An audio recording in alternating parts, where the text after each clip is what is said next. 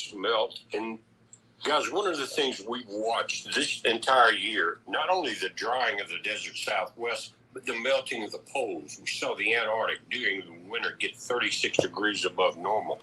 We've seen the ice sheets melt in the Arctic, and they are at record lows. But what is breaking all-time records now is the oceanic bleaching effect. It's going to destroy the coral reefs. We're going to get into it, and I'm going to show you the data, so hang in there. Now, this is last year going back exactly almost a year. And what you're seeing in the different color schemes here, from light yellow into the darker reds, these are different levels of bleaching. Then this is for the coral reefs of the oceans, of the entire planet's oceans. And if you get into the red scale, you're up into level 5. And when you get from 3 to 5, it becomes very dangerous. And when that happens, the coral reefs start to die off, guys, and it affects all marine life.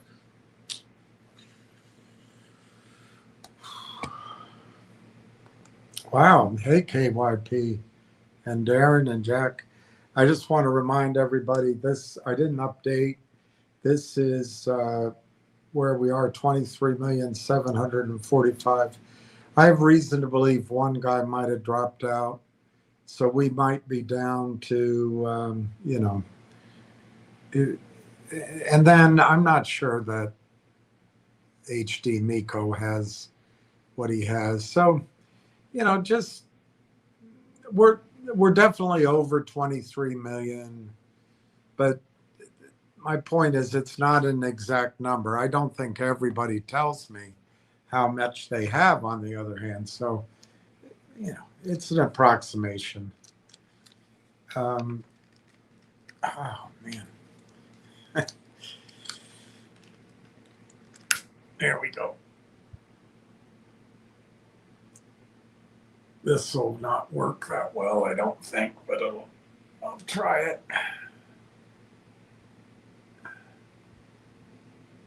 We'll try it.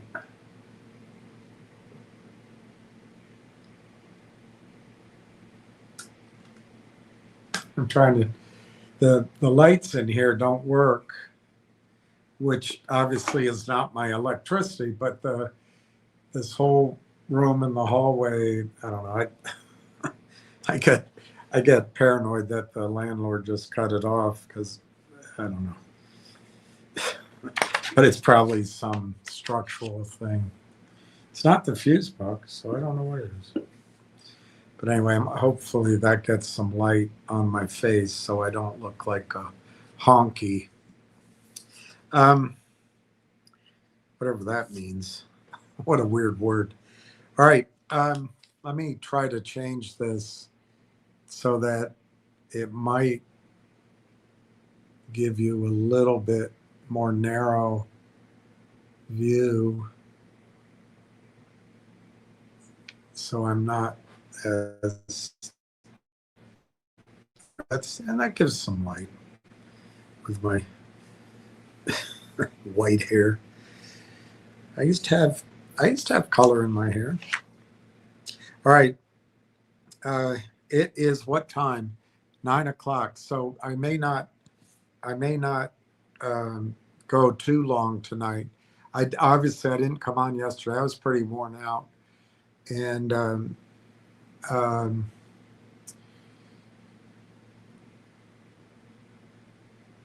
I guess 2 or 3 things. One, tomorrow, probably at 8 o'clock, but I'm going to confirm that in the morning.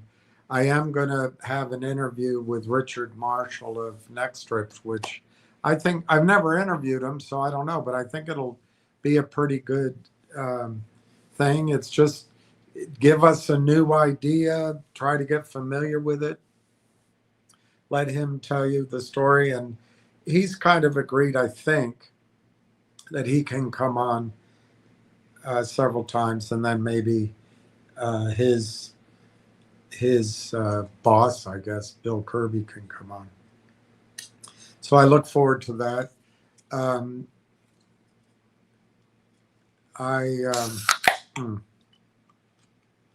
Sorry, that was loud, I know.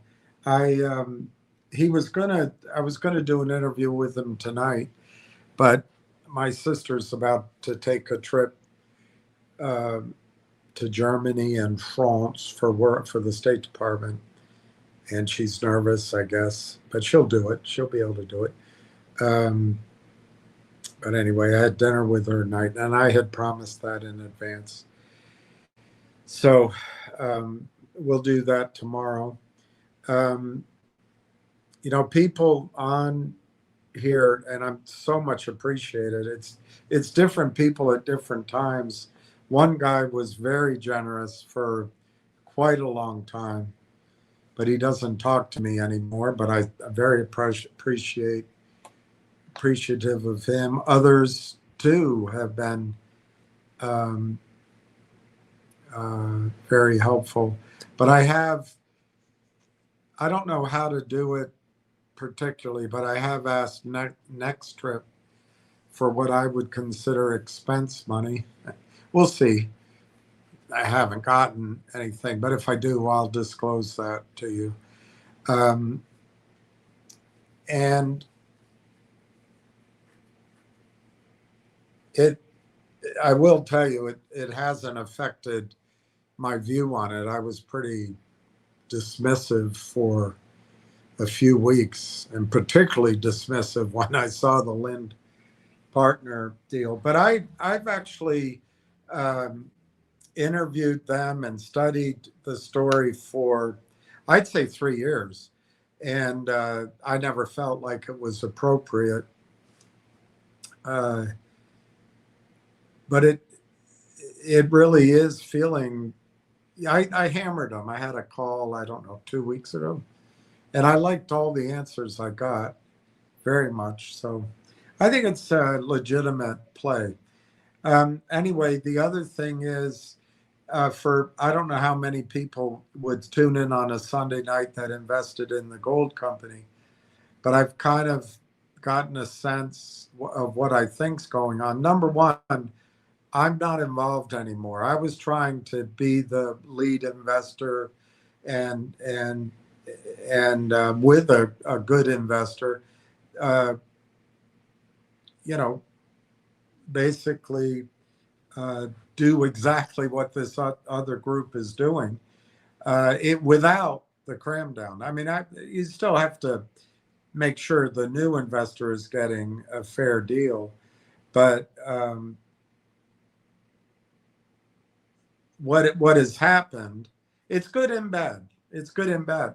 I think with the right attitude, it's all good. With the right attitude, it's all good. The bad part is, um, for me, the ego. It's not me. That's okay. I can get over that. But it's also that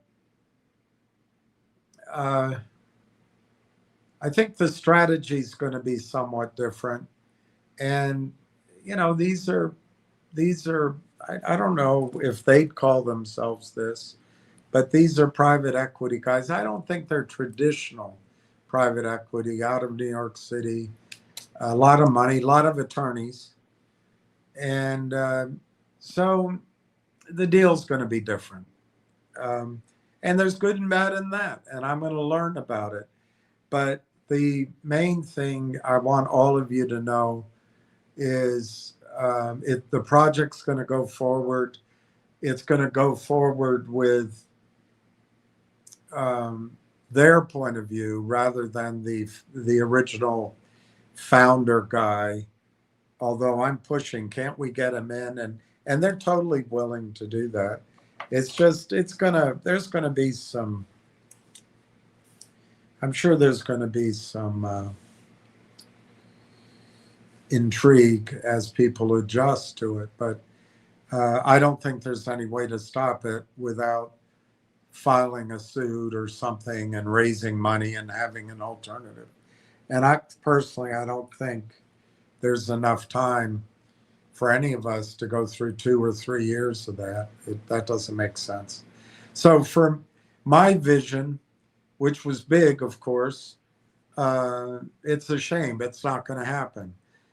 So what we'll have is, um, I think, a good guy, he's already done it. They're taking over the company. But then there's a young guy who is, you know, I'm sure he's going to do quite well just out of the blue. And, you know, he's going to, I decided today that I will introduce all my investors to him. It'll make his career. I'll show him how I would have done it. So that's how it is.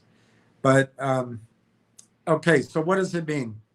I think what's going to happen, and I'm supposing a lot of this, but I really believe it's what has happened. They've done a lot of due diligence, a lot of testing, and they did it all without third-party chain of custody just to make sure it worked. And they used what I would call sort of the brutalist, the off-the-shelf assays and the things that the standard metallurgists would use. And I don't know the results, but I assume it would be just like the results that the other third party got, 12 years ago. But anyway, they got gold. It's real. And, but it's that, to use the numbers that were in the presentation, I don't know if this is what they're getting, but I assume it's 0.04, not the 0.20 and better that's been filed previously that the founder was getting. That's a big difference. That's a factor of 5, maybe a factor of 6 or 7 lower. But the positive is it produces. But there's a decision tree there. They ran the tests, completely different people, never been involved before, brand new. I don't even know who they are, and it worked. But here's a decision tree, I guess, a fork in the road. What they're going to do they're going to raise new money, and what they're going to do with it is go to an engineering firm and get a chain of custody third-party report, and they'll look for the platinum and the palladium and the silver and the lithium and all that, but mainly for the gold. That'll probably be, I don't know, I would guess it's a minimum of $1.5 billion.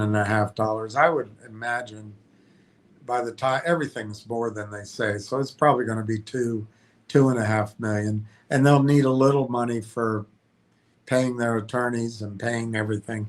So it'll probably be $2.5 to $3 million. That's not going to take long, apparently. This is what I'm understanding. It may be finished by September, end of September, October, and that'll be enough time to go into production and get results and start cash flowing. Of course, I'm going to try to bring the original founder in, and I'm going to try to make it all work for everybody. But I have zero power. They've taken it over. It's not me. I thought it would be me. It's good to hear a rational, wealthy, I guess, but a group of businessmen who have done a lot of cash flow and deals. And he said it's all about making money. But not to get you focused on this, because it's way upside. It's the dreamland. But even at that 0.04 or slightly above, it could be just a massive number. I'm not going to say it right now. I said it the other night. I'm not going to say it again. So then once they get that done, they're going to go and do a huge round at a much, much higher price. And so that'll benefit all of us who convert, except that's the one thing I don't know. And I'm going to find out probably end of next week, not this week, the end of the next week in New York. I don't know which round they're going to allow the conversion. This pre third party report or the big step up. I don't know. And I got to find that out. But the good news, I guess, if it's good news, is they're going to give the alternative to everybody. This isn't in writing. It may change. It's what I'm piecing together. They're going to give the alternative to everybody because what we bought and what we invested in was a note. They're going to give everybody the option to take their money back or to convert. And I just don't know what ratio it'll be. They took over. They took over the company. I don't know that will be without any objections, but I think they have a whole clack of SEC trained attorneys, so I think it's probably going to stick. So that'll be it. It'll either be the pre. I'll push for the pre or both, maybe. Give people the choice of either one. The difference is if you do it pre the test report, it'll probably be a really nice price, but it has that risk. I'll tell you the risk. And then post the third party report, the benefit is there's no risk in it anymore. I mean, no is the wrong word. You still got to build the plant, put the machines, and make sure you have to do it at a scale that it cash flows. But it's really de-risked after that. And what's a shame is I believe that they will want to build out the plant and produce.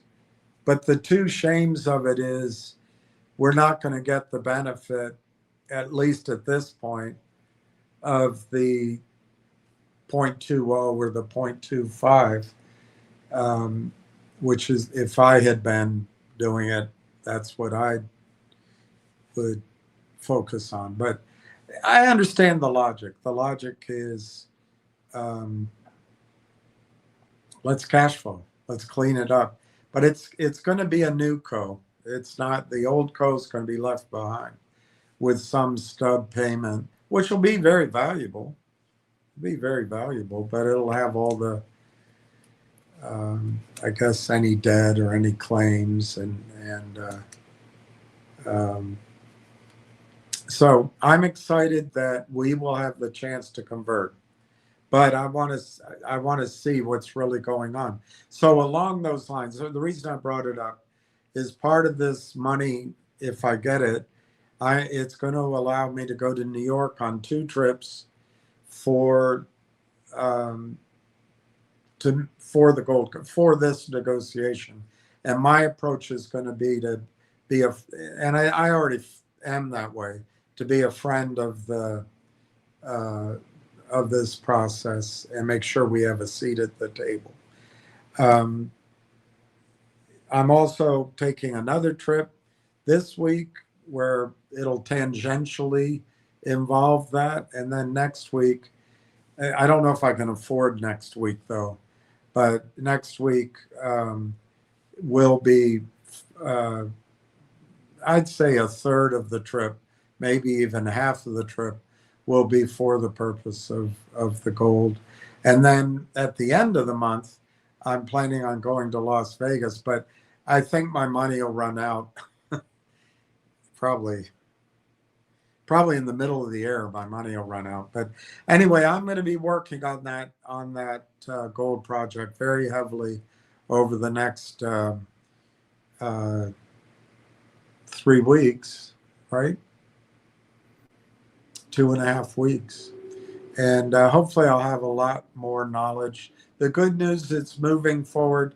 The fork in the road that I'm concerned about is, because I've done this before, is just because a talented guy, metallurgist, gets the results and apparently did it over and over again.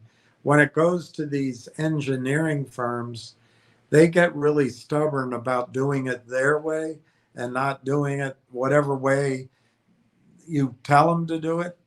And so I think there's, if I had to risk it, I would say there's 40% risk, because I did challenge them. Is how do you know it's going to work? And they're very confident, highly confident. But I'd still say it's 40% that a report will come back and say it's not feasible. And doing it this, for lack of a better word, brutalist way, the standard way, it'll cost $1,500 an ounce, and it'll get a lower recovery, but it's still 3,000 basically. If we could use the founder's method, I think the cost is $500 or less per ounce. It's just because the grade is so much better. But hey, you got to adapt, you got to adjust, move forward. It is about cash flow, and you can't always get what you want, but if you try sometime,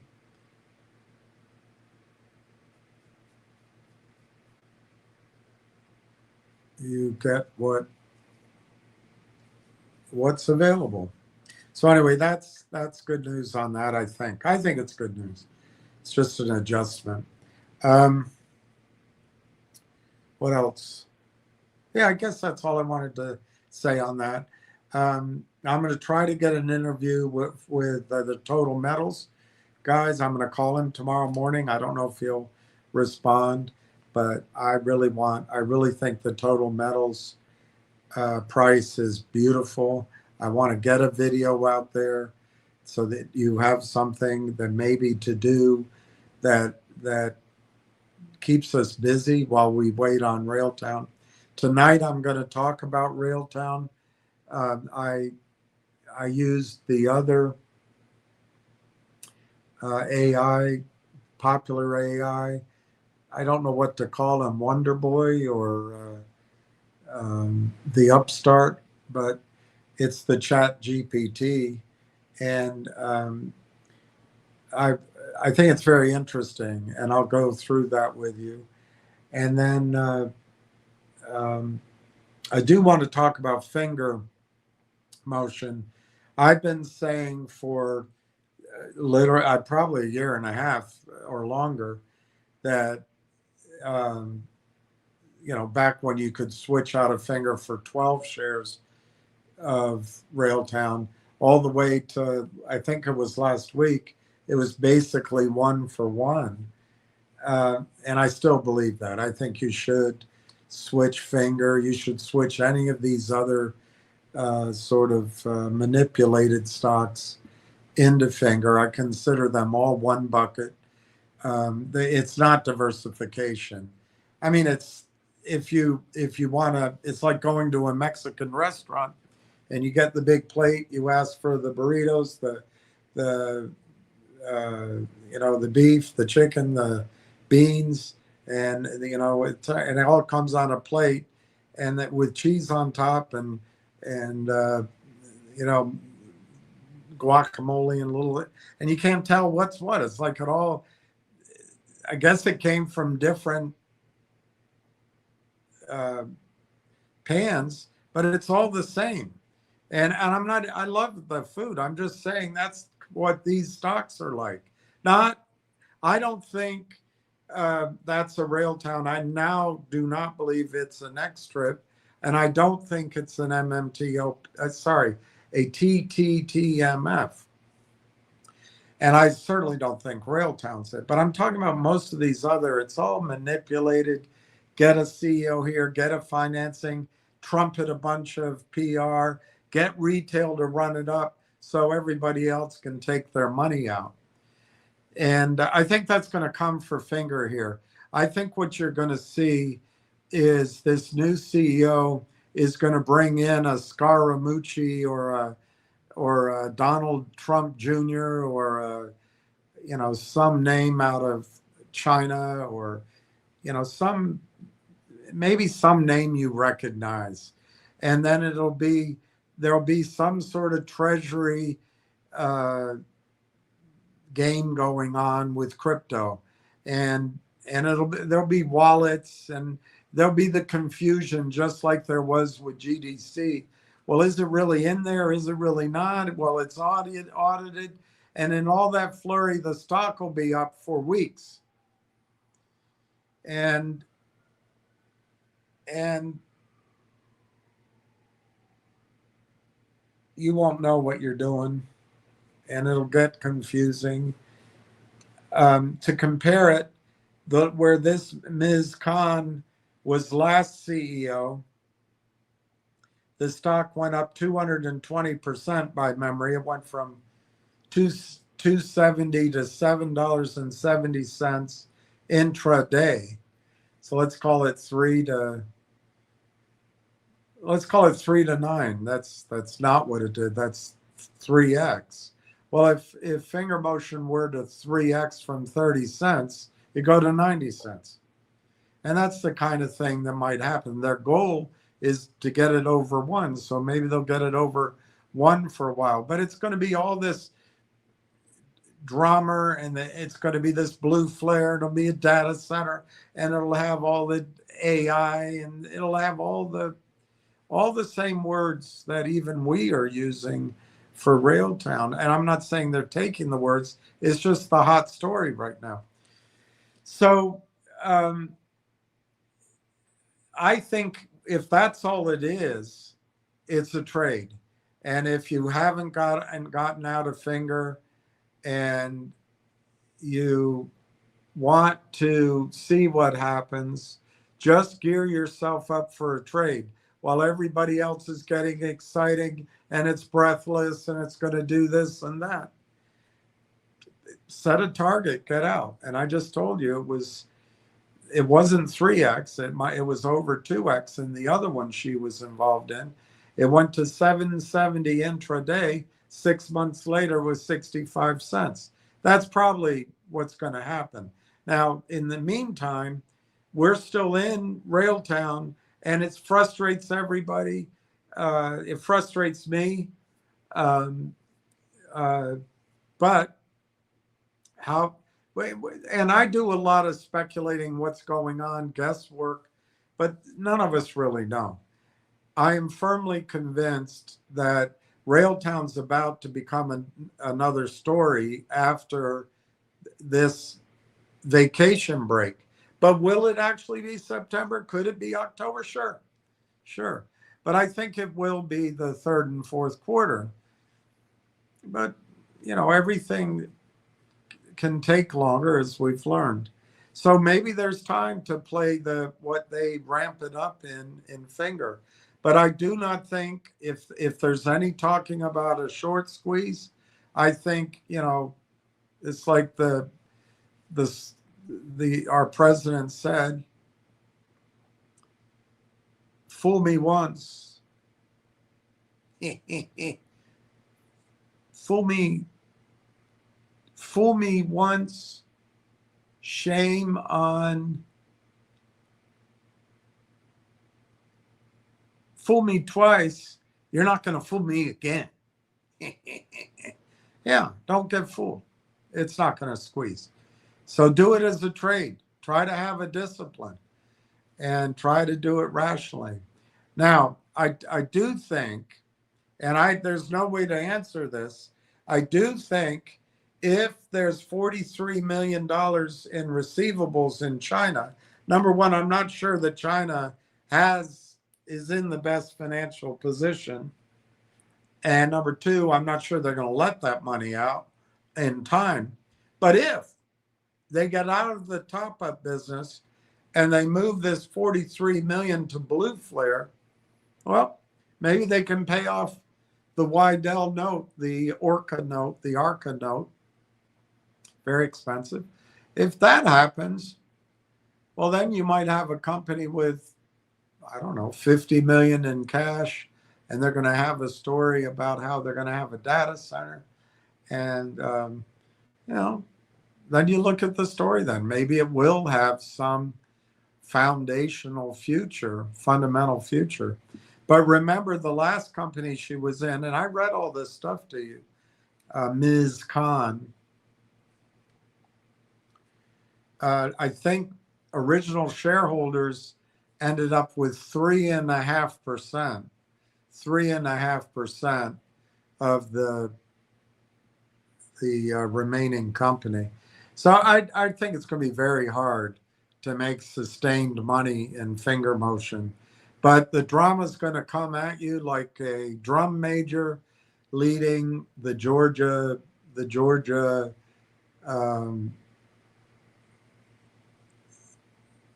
University brass band, now the marching band. You know, it's going to be a big thing. Use it to trade out, in my judgment, but you know, that's just my opinion. All right, let me go to Railtown. I'll come back to everybody's questions because it's 9:24, and I almost didn't come on. I'm fading, but I promised. You may not like it, but I've made a commitment this August to just put in the time so you don't get shaken out of Railtown. Railtown's a pain in the butt. It's taking forever. I can never learn anything, but that doesn't mean the story's not working. That's the darndest thing about it. And so we just have to play out our hand. And I think it's going to be a good hand. We'll sit at the table a very long time. But, you know, the operators want you to give them their stock. So I don't want that to happen. But I also want to show you some other ideas, show you that there's other ways to make money. And I'm going to be looking at other projects so that for those of you who wish to join, I hope we all stay together, that we can co-invest in a lot of oil and gas and mining and other projects too. It's not all those areas, but as a little institution. And I look forward to not coming on here and being told I'm washed up and I need to be railed all night somewhere by a bunch of unpleasant people. I look forward to when you know, there's 20 of us or 100 of us, or, you know, maybe it's right now it's 300 of us, but maybe it's some number like that. And we have very intelligent and mature investment strategies. And well, you grow old together. I just go off into my dotage, but I think it'll be very interesting. But let's go. I don't think this will take long, but you'll see what I'm trying to do. And I tried it for about a couple of hours yesterday with the girl, with Gemini, and it was a nightmare. It was very frustrating.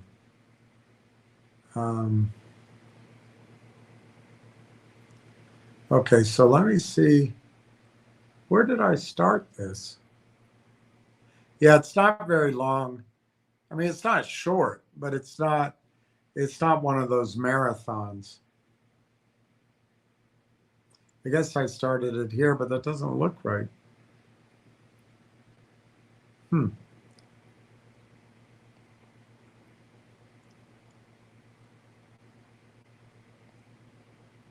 right, I guess that's where, or did I start up here? Well, who knows? We'll see. We shall see. I might have missed some of it.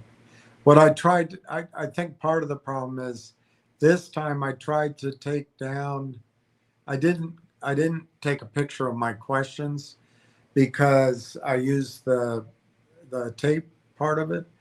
And so they were very long, and I just don't want to be here all night. So it looks like the first one here is here. Let me see what it says. All right, so it is. So this is the main question. There's a guy that comes on here, and I think he is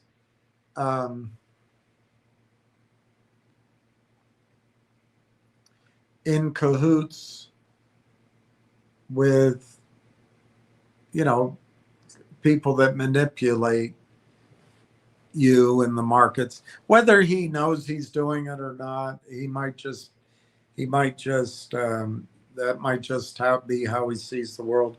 I don't know, and it's not that interesting to me.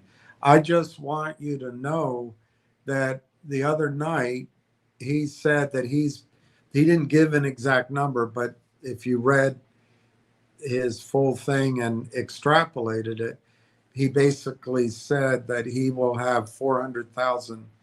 That was my arithmetic based on his formula, 400,000 shares of Railtown. And when it gets to $5, he'll have $2 million. And then he'll sell and never look back. Well, this is to get you thinking like an immature investor. And you guys aren't immature. I'm not, it might be that $5 is the price, but there's nothing in evidence right now. There's nothing in evidence that 24 cents is the value of this company because there's not enough information. Now, what we have done, and we've pieced a lot of things together. We've, I think, made a very good investment thesis for Railtown. And I would argue it boils down to this. It's 23 cents. My judgment, it's still speculative though, it's not going out of business, or at least it's not going out of business quickly. So how much can you lose? 23 cents. Realistically, I don't even see that. But we have to admit we're at that speculative point where if information shocked us, you know, it'll go down. But I think there'll be, you know, if something like that were to occur, there'll be plenty of time to get out.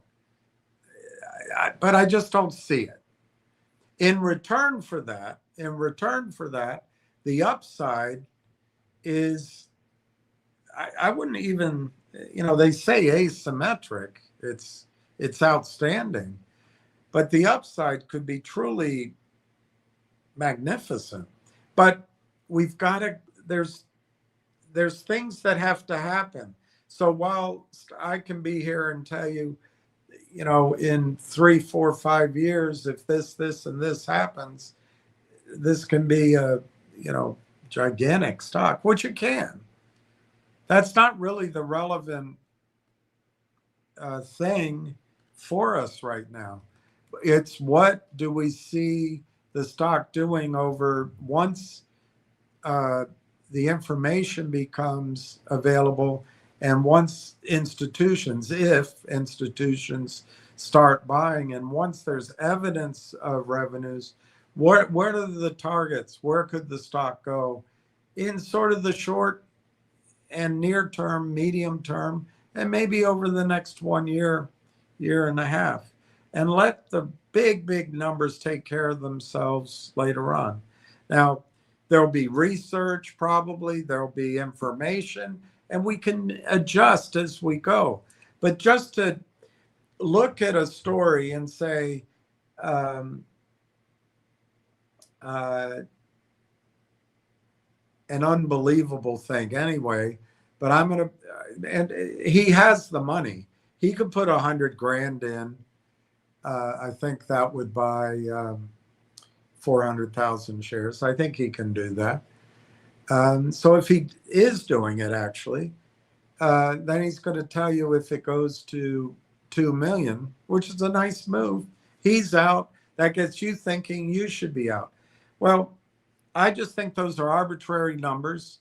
It's just treating it like uh, more like a gamble. This is the same guy that posted to someone named Tony. I think his investors are going to lose everything or lose a lot of their money, something like that. And it's lucky it'll be at 273 a year from now or some. It's all absurd. And there's no homework.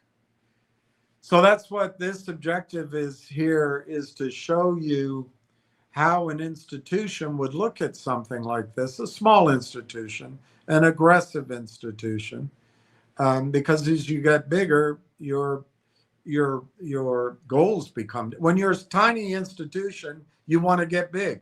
When you're big, you just don't want to lose any money, and you want to just perform in the pack, so you can collect your fees. It's different. It's a different thought process.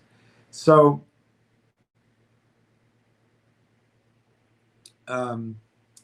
what I asked, what should I call him? The boy wonder? What I asked the boy wonder here is a bunch of questions without mentioning Railtown at all. And then I brought Railtown in. So let's go with it. Let's see what it says. I didn't post my questions, but I'll tell you what they were, and the answers answer the questions.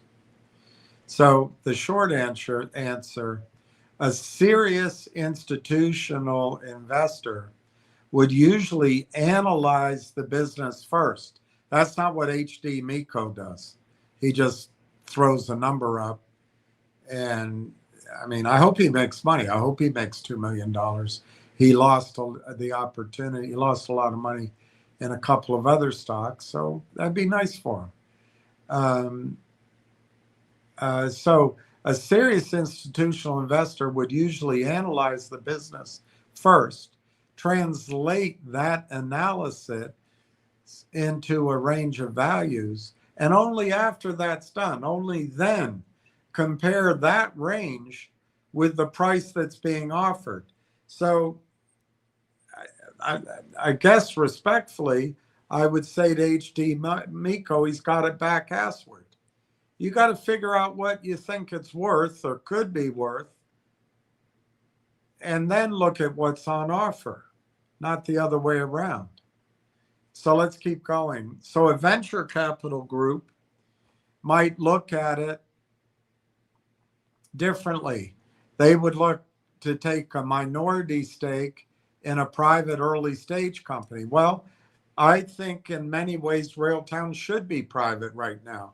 And we should be looking at it as if it's a private company, because the liquidity, the exit in it sucks, just like you were at a private company. So the central question a venture capital firm would ask is, can this become a very large company?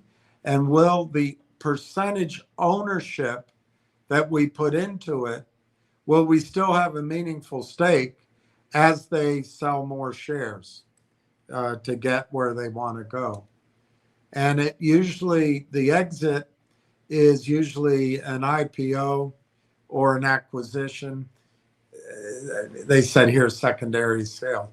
Now, a growth equity fund, they would look for a minority or maybe even a control investment in a growing company. And the question they would ask, can the growth be financed at attractive unit economics? And they will have a horizon of 3 to 7 years, realization horizon. A guy like HD Miko, he has a horizon of, a day or swing or a few months. I don't know what his motivation is day by day by day, getting on and posting to a guy named Tony. But that's another thing. his objectives are different. His framework is different. Now, we've already spent a year, over a year, maybe even come November, it'll be 2 years in this stock. So we've already done a little bit of that horizon. Now, a buyout private equity firm would seek control of an established company, often with debt. I think this is what's going to happen here with our gold company, but of course it's not really established in the sense that it doesn't have cash flow. So anyway, the central question is, what can we pay and still get a return? They call it operational improvement, but I just think they want to know, if we, like Mitt Romney did, you borrow all the excess value out of the company, you load the company up with debt, and you just want to make sure you can pay it back while you live the life. And then there's the public equity fund, and they will take a minority position, and the key is it tradable? And that's liquidity and all that. The question is, in their case, is the stock materially cheaper than the risk-adjusted intrinsic value? The risk-adjusted, and this is too much homework for a guy like Bill Miko, but that's the homework you guys have done over 14 months. And so you wonder, is the risk-adjusted intrinsic value higher than where the stock's trading? Well, the thing is, we don't know that answer 100% yet, because we have, by choice, not by choice, but by necessity, we have to put in some assumptions. So with a fund, it would all depend on the fund's mandate, the liquidity, and the client redemptions. And then there's such things as activist funds, special situations funds, and they'll try to get enough that can influence all the shareholders. Might do a pipe, ask for a pipe. They'll do a restructuring or take it private. And this is kind of what I think's going on with our gold company. Again, I'm going to try to be a friend of it and make sure there's a chance for us to benefit. But we'll just be a minority, and we'll be a tag along. But that's all right. Is there a catalyst or action that can close the value gap? Well, I would think in the case of Railtown, the catalyst is if and when they actually become what we've been talking about. And so a conventional buyout private equity firm generally would not simply purchase a small percentage position in a 24-cent stock. It might consider a control acquisition, which is unavailable here. It might consider a take private, which is unavailable here. It might consider a recapitalization, which is what's happening with our gold company. It might, but it's unavailable here, or a negotiated financing. A small cap, micro cap, resource, venture, or special situations fund is a more likely public market buyer. I just threw the private equity in. I just wanted to hear what the thought process is there. I know what it is, but I know what I think it is. I wanted you to see what the answer was. How the analyst normally proceeds, the analysis normally proceeds. An institutional underwriting process might look like this. 1, define what the company could. Define what the company could economically become. Not just look at a stock price and eyeball it. hey, it's 24 cents. I'm out at $5 and I'm not looking back. It's really nonsensical. But hey, if it floats your boat, that's what makes markets. So the investor would study customer problem and product, the bottom up addressable market, market growth and structure, competitors and substitutes, pricing power, customer acquisition and retention, intellectual property, licenses, data, network effects, switching costs, cost advantages, and regulations, management's competence, integrity, incentives, and capital allocation history. They've done 4 of these before. Total addressable market is only a starting point. $100 billion market does not make a company valuable if it cannot capture the market profitably. The investor wants a plausible path from customers times usage times price to revenue margins, reinvestment requirements, and eventually distributable cash flow. I think distributable cash flow is going to come extremely rapidly in the case of Railtown. I'm not sure they'll distribute it because maybe they'll do acquisitions. Who knows? For a resource company, that's like TTTMF, the gold company you're in. The corresponding work would include geology, resource classification, recoveries, metallurgy, development costs, operating costs, permitting, infrastructure, commodity price assumptions, royalties, jurisdictional risk, and financing through construction. That's exactly what we're going through. And there's bobs and weaves. I thought I was going to lead it, and now we're going to work with, what looks to be a workout firm, a private equity firm, and they're not going to fund the old company. I'll tell you that. But we've done a good thing. We're in a good place. We showed we're a friend of the company, and we have a chance to participate, which you would never have, and I don't think I would ever have without you, if we hadn't gotten in when we did. So I think it's going to be good. All right, so number 2, what an investor would do is identify or define what the milestones are and what are the failure modes. What are the sort of, the off switches as we go. So for an asymmetric opportunity, which is what I think all 3 or 4 of these companies we're talking about are, not Finger. Things could change, I suppose. But for an asymmetric opportunity, this is often more important than producing a single elegant valuation. And that's exactly right. We've gone through all sorts of complicated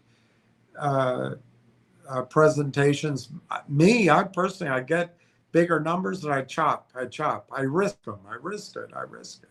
I still get made fun of even for the leftover number. But hey, it sticks and stones. Okay, so an investor may build scenarios such as failure distress. Technology fails, that's a possibility, or a permit is denied, or financing's unavailable. Then you assess the probability. So there's 40%. And the modeling, I'm not that sophisticated, but if the equity value that could come from technology and permits is 20 million, and the probability of failure is 40%, that's what I would do. Or the probability of success, I guess, is what they're saying here. Whichever way they're saying it, I would multiply that out. So if they're arguing here there's 40% chance in this hypothetical that we'll get past this point, well, then I'd multiply that times the 20 million, and I'd start with 8 million in my valuation model. But everybody does it differently. That would be very back of the envelope. If there's partial success, the product works, but the adoption is limited, the probability of that you assign, you risk it at 30%. If it were 100% success, the company might be worth 150 million. Well, if you're assigning it a 30% probability, well, you risk it, and basically you assign that 50 million in your valuation model. And then commercial success, strong adoption, and credible profitability. If it has that strong adoption and credible profitability, this is just a hypothetical, and you've got 800 million. This AI hasn't even heard of Railtown yet, at least in this brand new chat cycle. So this isn't about Railtown. So the equity value might be 800 million, but you risk it at 25%. Well, so you're saying you add in there 200 million for your valuation. And then exceptional success, it becomes a category leader or a major discovery in a research. The probability of success that way is 5%. But if it would mean 3 billion, well, you take 5% of 3 billion. That's how you risk it right now when you're sort of calculating what an entry point might look like. So instead of using the 3 billion, you use 150 billion. I think that's right there. So the probability weighted value is then adjusted for time. It's discounted. It's adjusted for financing risk, dilution, I guess, liquidity, and the return required by the fund's clients for bearing those risks. Young companies need explicit treatment of failure probability. And the way I do it, I've done it over and over again. I give you a number, I chop it, or I risk it. And it's still, guys like HD would say, what I come up with still is insane, I think he said. Ordinary going concern discounted cash flow can otherwise overstate their value. I agree with that. This is consistent with established work on evaluating or valuing young growth companies.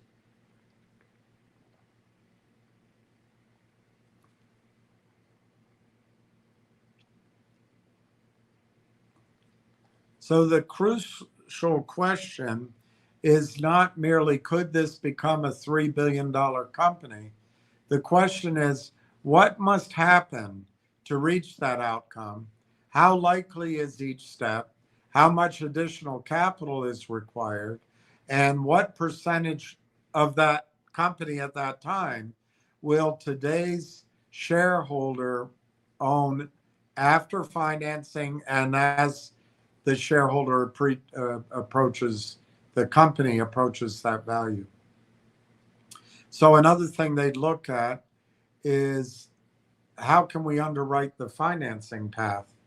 For speculative technology and resource companies, financing is part of the business thesis, not an incidental accounting detail. That's absolutely right. You have to have a strategy. You have to have a plan how you're going to get there and finance it. And, you've got to survive. Your plan has to be survive being punched in the nose. You've got to be able to get up, adapt, and keep going. So, what would a typical fund or pool of money examine? What would the investor examine? An investor examines current cash and monthly burn. We've done that with Railtown. By the way, they have a strong treasury, and it looks like they have enough money to at least get through the rest of the year. They seem to have they have no debt, and they have deep pockets backing them, and it looks like they're actually in the revenue phase. So that's something to keep an eye on. You check out their debt, their repayment dates, the security on the debt, in other words, the liens and all that, and the covenants. Well, it's easy in Railtown's case. There ain't any. Cash needed to reach each value creating milestone. This is something that investors do all the time without thinking about it. If you put, let's say a company says we need 500,000, but what really is necessary to take, let's say it's a gold company, to take it through financing of a pilot plant and production is actually 3.5 million. Well, if you only put up 500,000, that money can be evaporated like water on a hot skillet. You've and then it gets diluted. What you need to know is how much cash is needed to create the next milestone, which would imply a higher valuation. That's what the definition is of milestone. Doesn't always happen, but it implies it. And then you want to guess what the likely terms are of future financing, what price, how restrictive, etc. You want to look at the warrants, the options, the convertibles, the preferred shares, and the anti-dilution rights. Luckily, Railtown is a one class of security stock. Now, there are some employee options, and there are a few remaining warrants, but they're all favorable to shareholders, and they all convert into the same shares. There are no preferred shares claiming control of the company. There are no toxic convertibles, but there are also no convertibles which convert into control of the company. And I don't know about the anti-dilution rights overall. I assume they're just standard, if you issue more shares, everybody has what they have. But it doesn't apply in Railtown because there's no debt. There's none of these covenants. There's none of this like there is in the nightmare finger motion financing and others. Maybe finger motion, like I said, maybe they're going to get that $40 million out of China. And this money from Wydell was fast, it was quick. And getting money out of China is going to take 90 days or something. So maybe they have a strategy. And that's possible. But then you got to look at what they do with it. And anyway, let's not get off into that. I don't even know if it's going to happen. Okay, then you want to look at management's history of issuing stock. Is management parsimonious with its shares? Then you look at the availability of strategic partners, project finance, grants, or offtake agreements. And then you look at whether the company could be forced to raise capital immediately after bad news. What is their running room? What's their resiliency if there is bad news? There always is bad news in everything. But there's also good news. A company that might someday be worth $2 billion can still be a poor investment if current shareholders are repeatedly diluted before it gets there. Exactly. So it's a series of things. Just a headlight saying, hey, we're getting the money, we're going to go in with this, and we're doing that, and it does this, and it's going to be this. It's not enough information. And that's what all of you are. You are sophisticated investors now. You've got to try to assess all of these, not every one is going to be perfect. If you find a company that you can check every one of these as perfect and it's still trading at a sharp discount, well, that's what Warren Buffett looks for.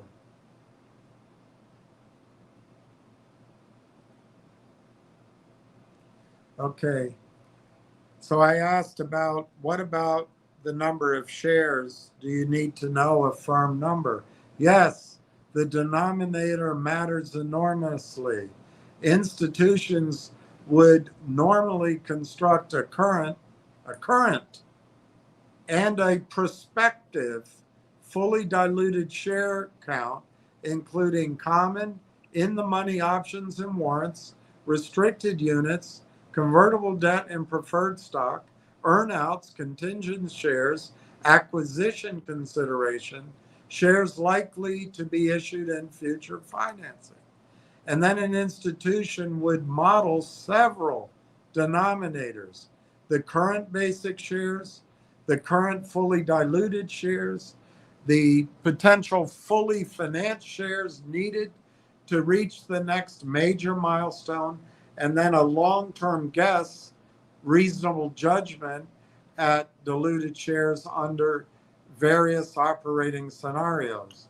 So a single share outstanding number can give a dangerously incomplete answer.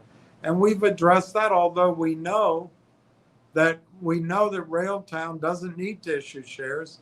They don't have a toxic financing, so they won't. And we also know that the company doesn't want to issue shares down there. What's our clue? They didn't do a big raise. They did just enough. They could have raised more, but they did just enough. What we can't know is Railtown going to acquire other companies? They would issue shares then, I assume, at much higher prices.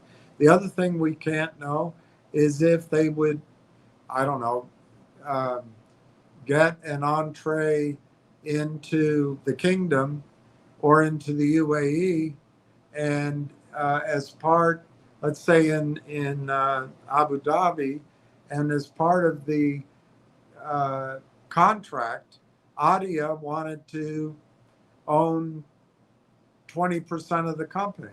Well, if it's a good enough contract, you issue shares. So it's always evolving. You never know, but you do your best. So you value the enterprise using several methods. They normally would not rely exclusively on comparables. Depending on the company, they might use discounted cash flow. And in the case of Railtown, it would all have to be guesstimates at this point. But as they get information, they can fill that in. Comparable public companies, precedent or precedent acquisitions, sum of the parts analysis, risk-adjusted net present value for project, drugs, mines, and other binary assets, replacement or liquidation value, venture capital exit method, LBO analysis for a control transaction. Comparable multiples are useful, but they must reflect differences in growth, margins, capital intensity, risk, and maturity. Cash flow analysis, I think that's what CFA means. Materials similarly distinguish present value, uh, multiple based and asset based methods, and they recommend more than one. It's an art, not a science. So here's the enterprise calculation value.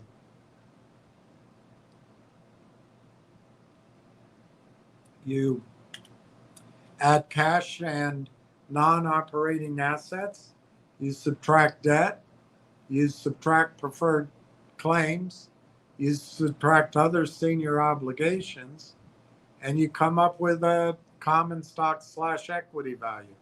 Then to get your per share, you divide that by prospective fully diluted shares, prospective fully diluted shares. And that gives you a starting calculation on what the value is per share. You don't just eyeball it. Well, the stock's 23 cents, and if it gets to 5, I'm going to sell it and I'll walk away happy. Well, how long are you going to be happy if it goes to 50 bucks? You don't know unless you do the work. But there's some guesstimating too. And that fills in as we get more information. But just half-assed investing is going to lead to half-assed results. This is the stage at which per share value becomes meaningful. The standard distinction is that enterprise value relates to the entire capital structure, while equity value belongs to the common shareholders. And you get that. When a company is worth $1 billion, if they owe 400 million in debt and 100 million in,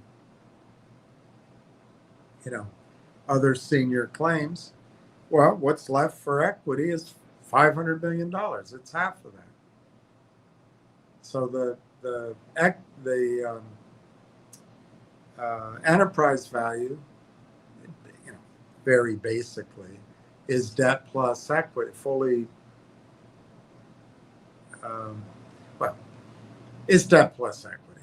There are some other things you add and subtract, but that's basically what it is. Worry Ducky D. Oh, I skipped this one.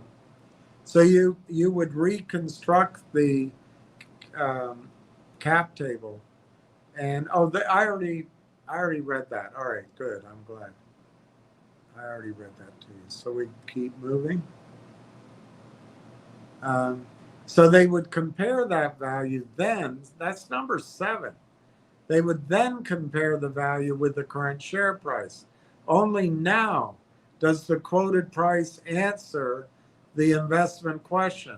How large is the discount to conservative value? So you come up with your valuation models. What I do is I chop them, but you try to be conservative. What return would that price imply? In our case, it could be really big. Is the expected return sufficient for the time? And we've spent a lot of time, a lot of opportunity cost here, and the risk involved. What events could reveal the value? How liquid is the stock? How large a position can be accumulated and later sold? And we're finding that out. We've built large positions, each of us, in each of our contexts. We buy it at 40 cents. We buy it at 35, 45, and then we find out it's not very liquid. It might as well be a private investment. And then what happens if the thesis is wrong? That's always important to look at. So the stock price is both the last step in the analysis, and it is also an important constraint. The stock price does not tell the investor what the company is worth. The stock price does not tell the investor what the company is worth, but it determines the prospective return available from buying the stock. So why 24 cents tells you almost nothing? The absolute share price is economically arbitrary. Suppose and remember, they don't even know about Railtown yet. Suppose company A trades at 24 cents. This is a good example. It's not our example, but what if it trades at 24 cents with 1 billion diluted shares? Well, then you got a 240 million equity value. But what if company B trades at 24 cents and it's only got 5 million shares? Well, then it's 120 million equity value. So to give a half-assed analysis, it's 24 cents. They'd be lucky to see 271 by next year. But I'm going to buy a lot, and it's going to, when it goes to 5, I'm out. It's it's just half-assed. It's a day trader analysis. It's a cocksure analysis that makes no sense. So in this case, $24, sorry, I misread that. $24 stock at 5 million is 120 million value. So the stock price in this example is irrelevant to what the value of the company is. So that's obvious. So let's move on.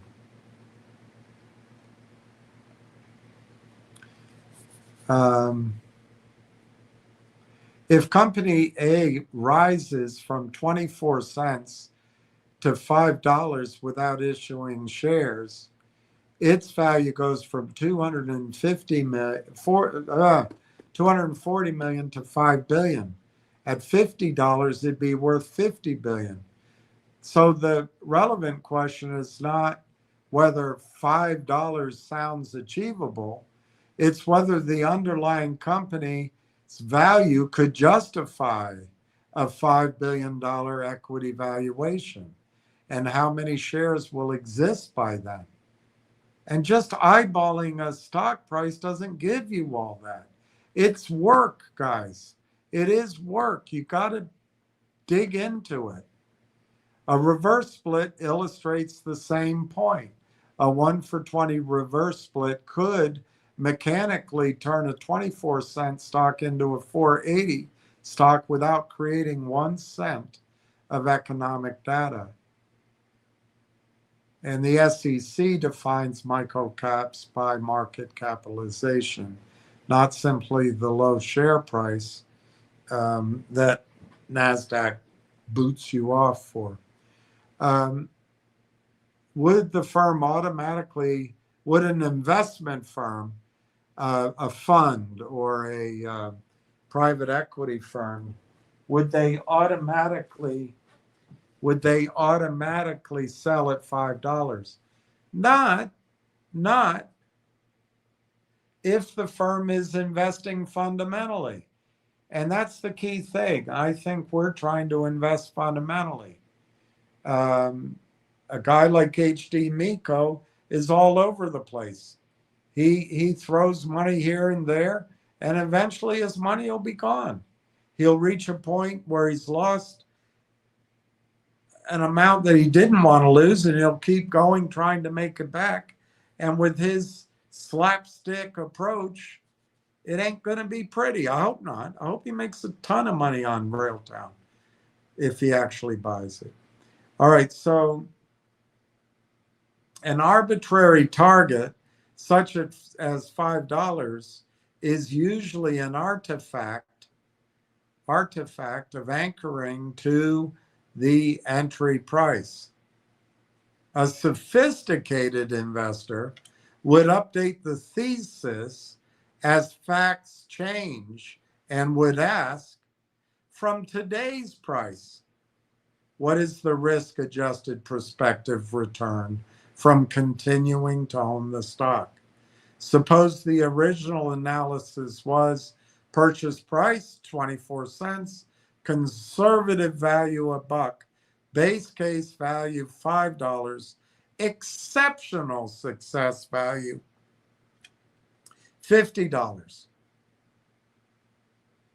Well, that would be your model, and it would have a bunch of targets.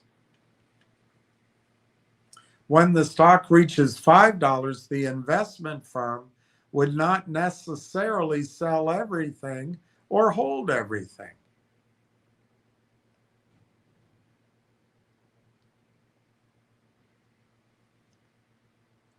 It would reassess.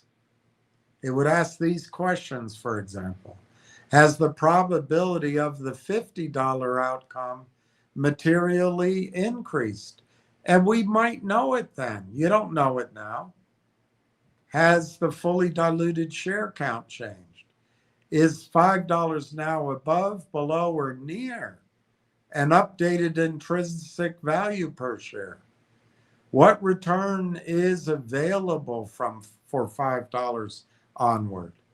Is there a better use of the capital? There's that question that we learned from Bob Clayton 2 years ago.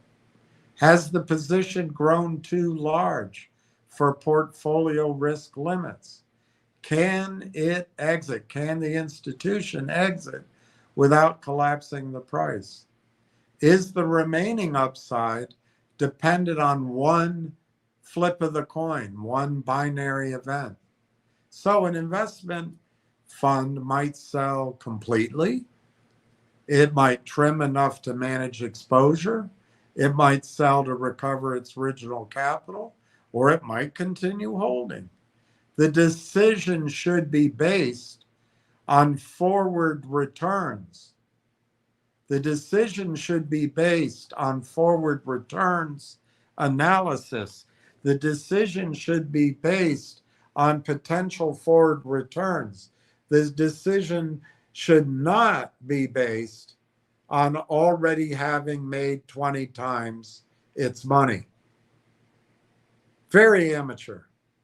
Very amateur. That said, VC and PE funds have finite lives. Yeah, they got to return the money to their capital partners. So, and they're judged on their results every year, their realized results. So there's other incentives sometimes. But Warren Buffett holds stocks for a long, long time. So the better institutional firms also impose disciplines. A spectacular upside case does not justify a large position if the probability of permanent loss is high. That would be like HDK's, Miko's punt in GDC. Permanent loss. And you got to have your own sense of probability instead of just reading a headline of one poorly written or intentionally badly written press release. Position size reflects downside at a fund, liquidity, correlations, and the ability to add after milestones. An institution distinguishes uncertainty that can be researched from unknowable risk. There's some things you don't know. They identify catalysts because a cheap asset can maintain its cheapness for a longer period of time than you can stand. They evaluate governance and related party transactions. They independently verify pivotal technology claims. They ask what the market already assumes at the current price. They maintain explicit conditions that would invalidate the thesis. What condemns the story? What condemns the thesis? So the essence is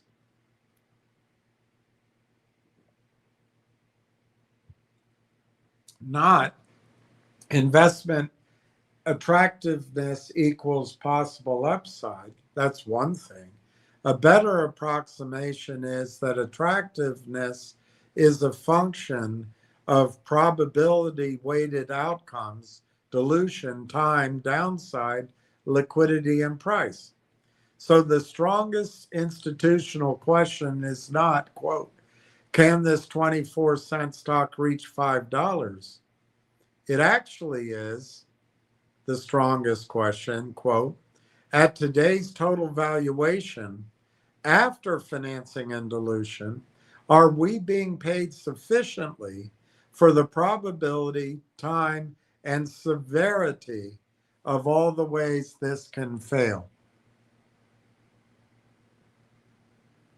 And that's one of the reasons not to sell just because it goes to 5, because if you have latched your train to the engine that gets you going, That makes up for a lot of these things that don't work.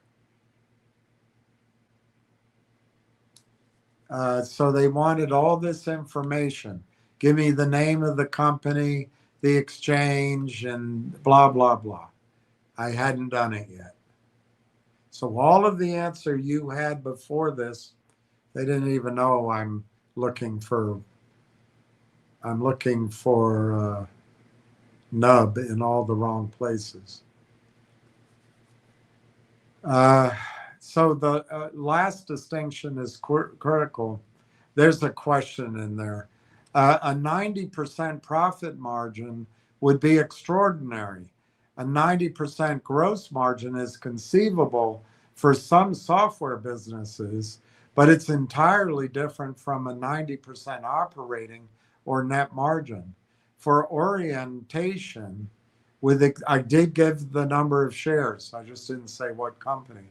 If you have a share price at 24 cents, you've got a $56 million market cap. If you have $5, you've got a $1.2 billion market cap. And there's all the other ranges in between. So those are equity values. Therefore, a $25, a $50, or a $75 stock target is not insane, quote unquote, merely because the stock currently trades at 24 cents. So targets of 25, 50, 75 are not, quote unquote, insane just because the stock currently trades at 24 cents. Those targets imply equity values of 6 billion, 12 billion, and 18 billion each. The intellectually honest question is whether the company's probability weighted future economics could support those valuations after accounting for time, execution risk, competition, financing, and dilution. It takes work. A lazy stab at, hey, it's 20, I'll get out at 5, and I won't even look back. Well, he didn't even look in the first instance. Why would he change his pattern of behavior? He won't look back. He's not even looking in the first case. He'll just continue not looking. Because I don't think that's his motive. But I could be wrong, of course. I think his motive is to keep you hot and moving your money and helping get some liquidity into Railtown. Because it's possible some of these tiny players have really got their their twits in a twiddle.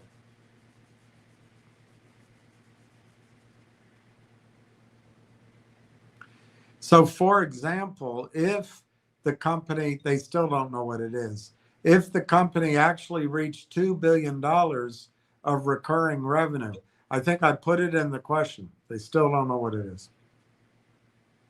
At a 2.9x, 3x, the company's worth $6 billion. At 6x, the company's worth $12 billion. At 9x, the company's worth $18 billion if it reaches $2 billion in revenue. They still don't know the name of the company. I wanted you to see that whatever the company is, these kind of targets are possible if. It's always an if. It's always an if. And I would submit to you, HD Michael doesn't have a bloody clue of how much revenue Railtown could do. He has no idea. So when he says the targets are insane, I think I don't know what he's basing it on. So those multiples are not automatically absurd for a highly profitable, durable software platform. But applying them today requires, and that's right, these targets, you got to discount them to today. So you have to allow for, well, maybe it never reaches 2 billion. And you got to figure out how many years and how much capital. And is it just one customer? And what's the quality of the contracts? Is the revenue recurring? Is it usage based? Is it committed or is it just projected? Is there competitive displacement? The durability of the claimed metering layer position, future dilution and stock-based consumption, whether the 90% figure is gross margin rather than the true profit margin. I might have mentioned orchestration layer, and then I did mention HFTs.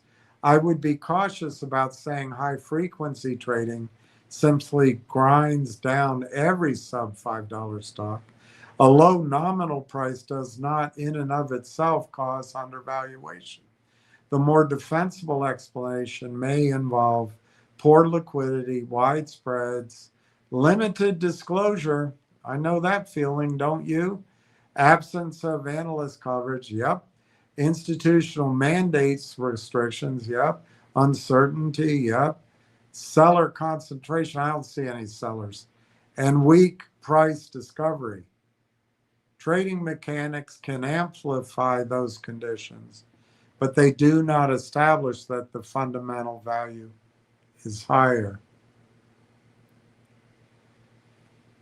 Likewise, institutions, and this is a good point, if an institutional buys, it does not magically determine the correct value. Institutions can improve price discovery once credible evidence and sufficient liquidity appears, but institutions can also disagree dramatically, or they can decline an investment for mandate reasons unrelated to intrinsic value. The person planning to exit at $5 may simply have a different objective. That's true.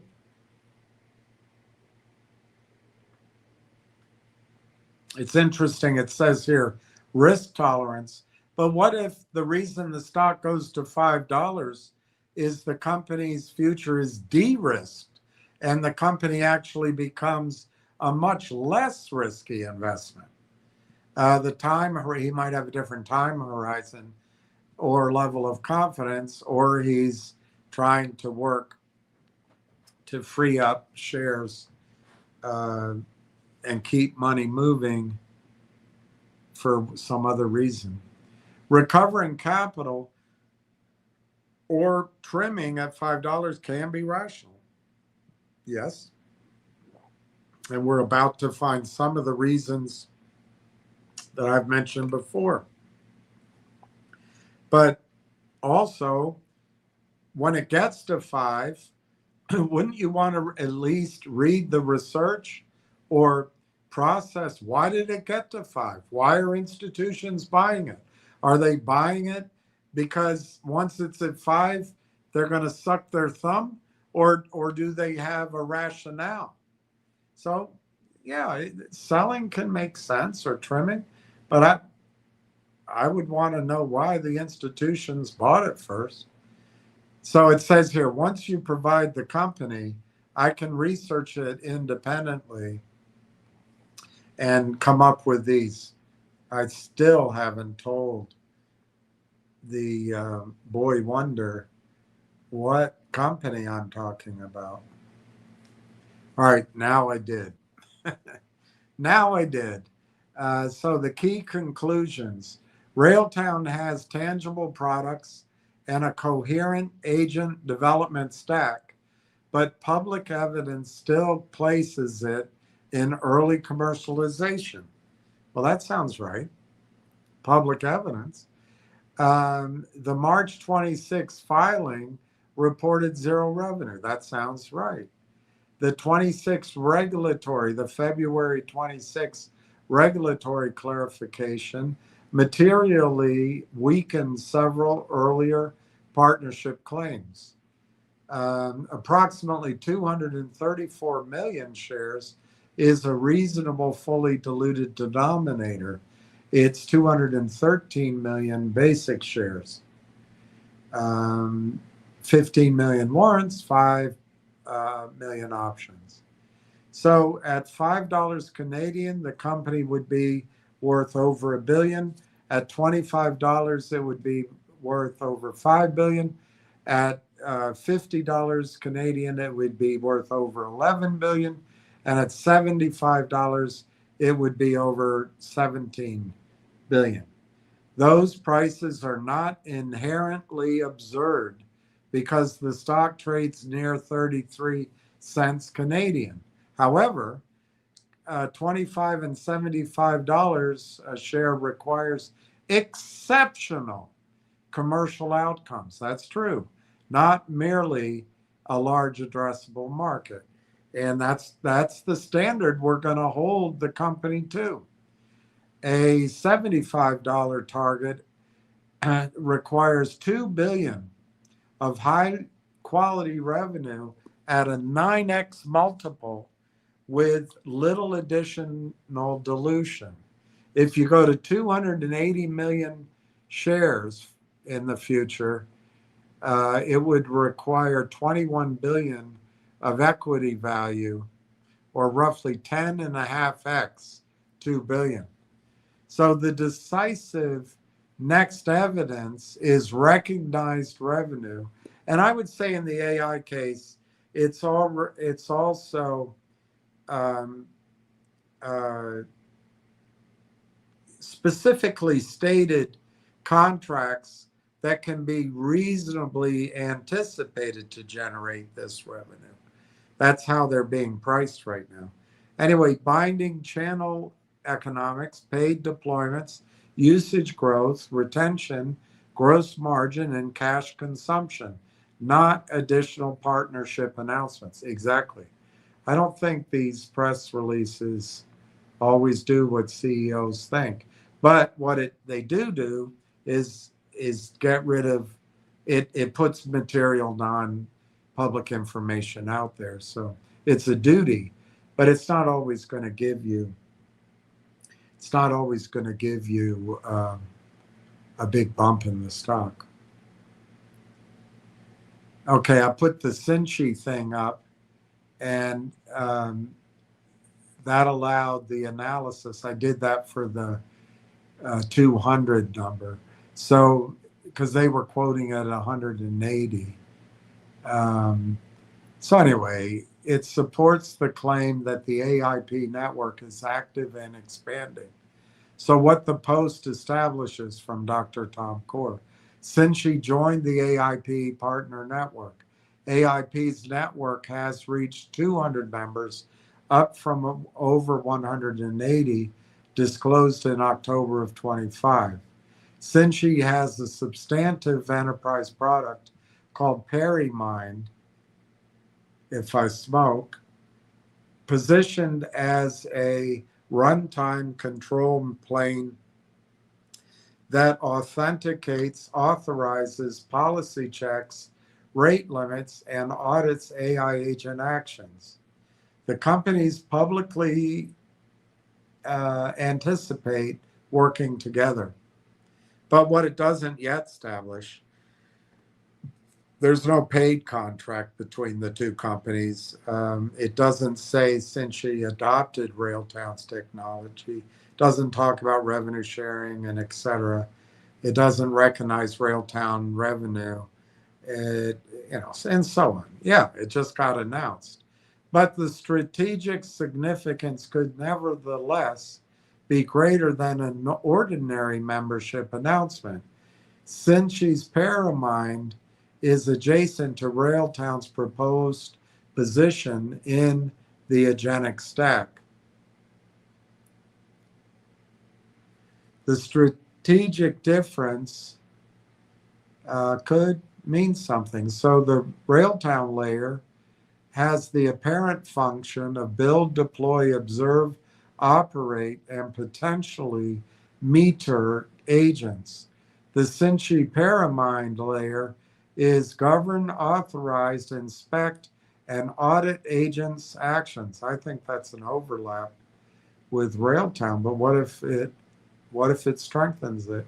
So the combined possibility is enterprise agent execution with observability, metering, security, and governance. That makes Cinchi potentially complementary, although parts of its control plane positioning could also overlap with Railtown. The next question is, are the two products being integrated commercially?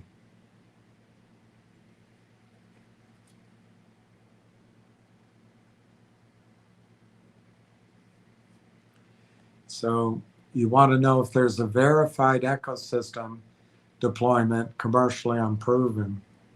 I would raise the assessment of AIP's network vitality slightly, but I would not change Railtown's revenue forecast or valuation yet. The item becomes valuation relevant if followed by one or more of these: a named Railtown Cinchi technical integration, conductor or Railtown infrastructure used to deploy Paramind, joint enterprise offerings or customer implementations, binding referral or revenue sharing economics, paid deployments producing recognized Railtown revenue, evidence that AIP membership regularly converts into Railtown customers. One other point is encouraging. Cinchi appears more substantial than a merely conceptual affiliate. Its website identifies it as a Series B company and presents existing enterprise relationships, including major financial institutions. That improves the apparent quality of the network, though Cinchi's own marketing claims still require independent verification. So this is not just noise, but neither is it a commercialization event. It strengthens the distribution architecture behind the exceptional thesis, but it does not yet prove the monetization mechanism.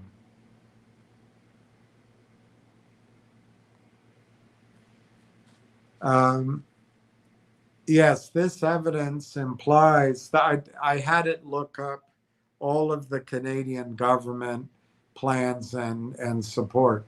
Yes, this evidence implies materially more than a flat not line forever outcome.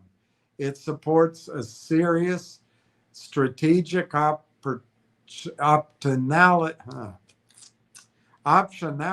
thesis around Railtown, but it does not yet establish that Railtown has been selected as Canada's sovereign orchestration layer. That's true. Nor does it justifying inserting TELUS's $2 billion target into Railtown's revenue forecast. I happen to agree with that. The evidence moves Railtown from isolated pre-revenue software company toward potentially positioned participant in an emerging sovereign AI stack. That is a meaningful change, but it remains one step before commercial proof. Okay. So number one, the Canadian government programs. There are several initiatives being blended together.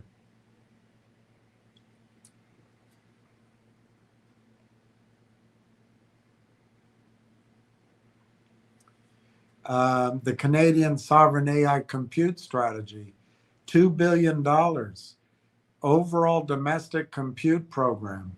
It was announced in December of 2024. The AI Compute Access Fund, up to $300 million. This is what T. Alex showed us. It subsidizes eligible Canadian SMEs, small and medium enterprises. It subsidizes their ability to purchase compute. So it was a 2025 application round, and it closed in July 31 of 25. Commercial AI data center funding, up to $700 million, supports industry and private sector Canadian AI data centers, separate project selection process. AI Sovereign Compute Infrastructure Program, up to $705 million. Canadian-owned supercomputing system. I'd like you to think about that. A Canadian-owned supercomputing system. So Canada might be a supercomputer all by itself. I don't know. Anyway, application closed June 1, 2026. Near-term public infrastructure up to 200 million. Expands existing public compute capacity. Allocated separately. AI for all. That's the broader national strategy. Adoption, sovereignty, commercialization, trust, and Canadian champions. It's released in June of 2026. These are not all part of one Railtown application. The $300 million access funds helps SMEs pay for compute. If Railtown's TELUS model earns revenue as Canadian SMEs consume sovereign compute, that subsidy could indirectly stimulate Railtown demand, but it's not automatically a $300 million grant available to Railtown.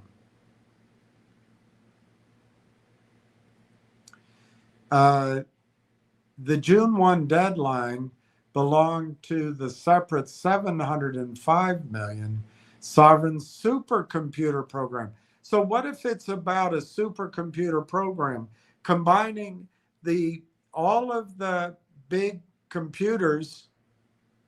I'm dreaming here, but what if the conductor cloud is the link that allows the electrons to be chased to and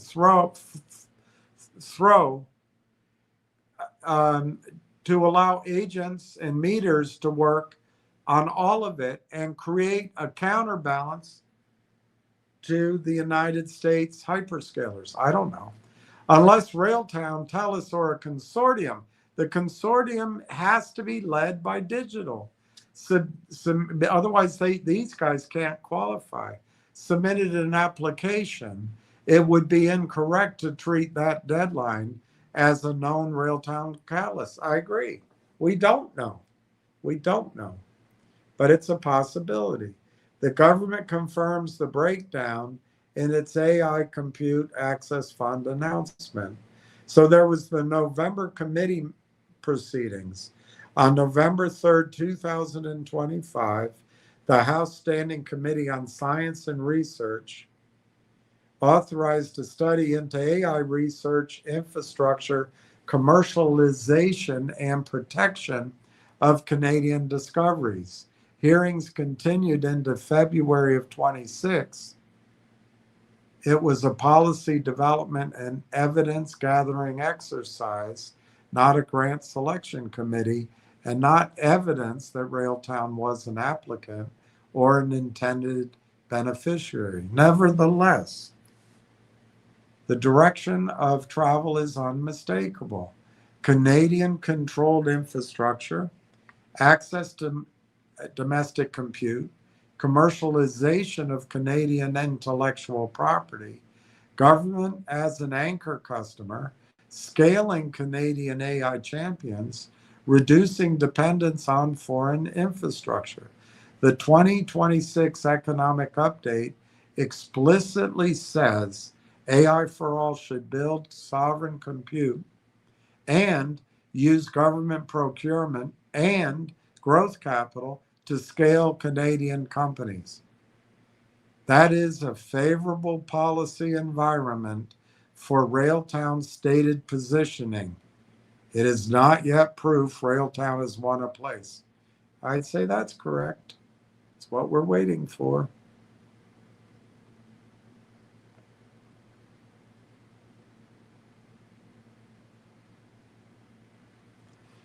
TELUS is the strongest piece of the thesis.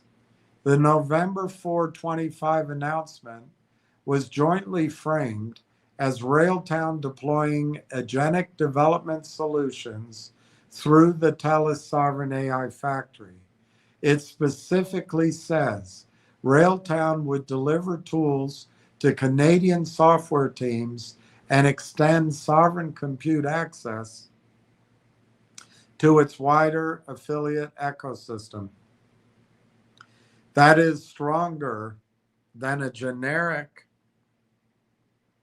memorandum saying the parties intend to explore opportunities. But the public release does not disclose a committed purchase, minimum volumes, exclusivity, which I would be surprised that Railtown ever gives anybody exclusivity. Revenue sharing percentages, named customers, deployment commencement, contract duration, guaranteed revenue. Yeah, doesn't have any of that. Railtown's attached presentation goes further. It says Railtown receives a net percentage of TELUS compute revenue generated by agents built by Railtown frameworks.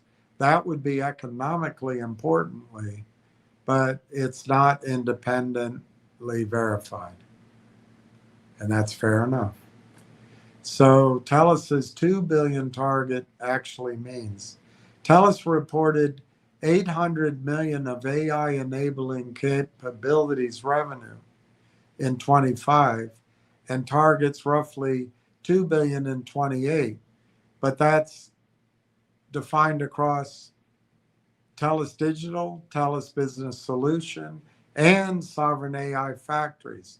Therefore, 2 billion is not 2 billion sovereign compute pool, which I agree with, and certainly not a $2 billion Railtown addressable pool. I agree now, who knows later. But even a small compute link share can become important to Railtown. Look how absurdly small this is. At 0.1%, it means 2 million to Railtown. At 25% of a percent, it's 5 million. At 0.5%, it's 10 million. At 1%, it's 20 million. At 2.5%, it's 50 million in annual revenue. These percentages are not estimates. It just shows why the economics matter enormously for a company of Railtown's size.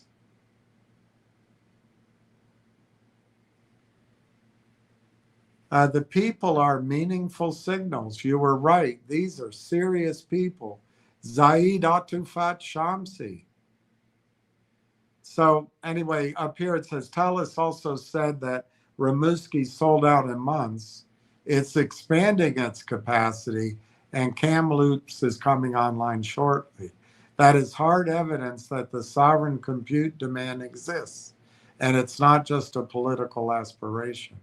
So Zaid Atufat Shamsi, his appointment is unusually relevant because he led the design and operationalization of TELUS's sovereign AI cluster, and he remains at TELUS. That provides Railtown with direct infrastructure expertise, knowledge of TELUS's technical architecture, understanding of enterprise deployment requirements, credibility with potential Canadian customers, a possible bridge between Railtown software and TELUS's infrastructure. But he is only on Railtown's advisory board, not its statutory board of directors. An advisory appointment does not establish TELUS endorsement, procurement authority, or financial commitment. Even so, this is a considerably stronger signal than recruiting a generic, sorry, I gotta wet my lips.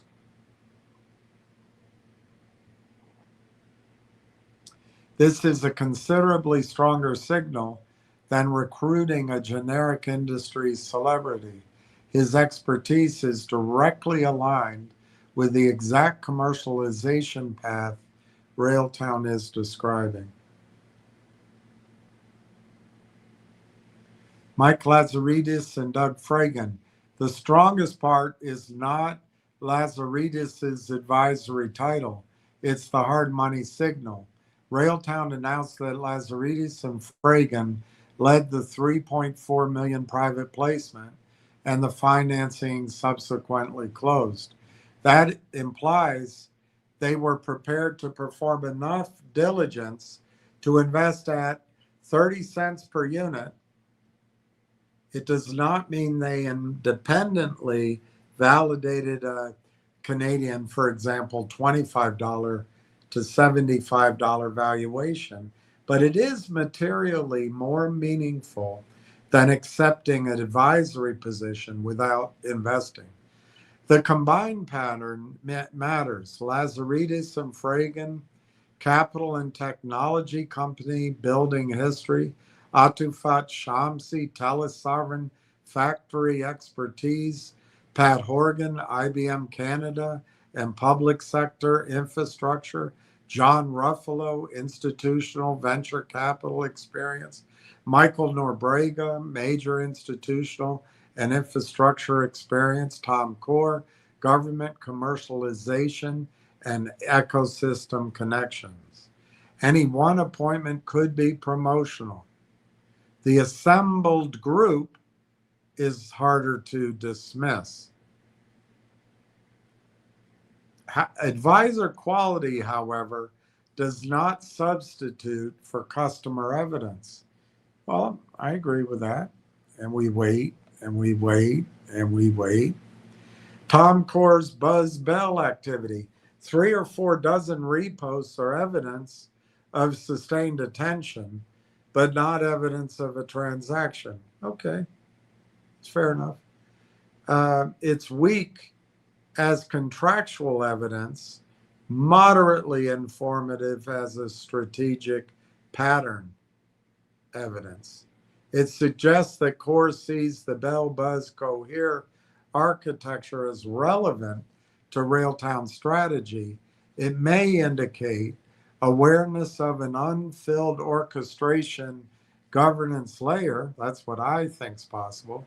It may indicate interest in building an analogous telestack. It may mean prospective business development targeting, and it may mean industry positioning ahead of future discussions. It also could be thematic promotion by someone whose company benefits from enthusiasm around sovereign Canadian AI. Without a named relationship, repost should not enter a revenue model. I agree with that. You can't enter it. Although I guess I have given some projections, what if? So is the middleware missing from the Buzz Bell stack?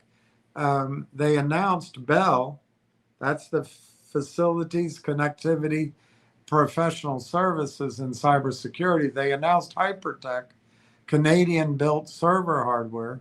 They announced NVIDIA, accelerated computing and networking. They announced Buzz, that's GPU cloud and AI factory operation. They announced Cohere, which I think is Canadian.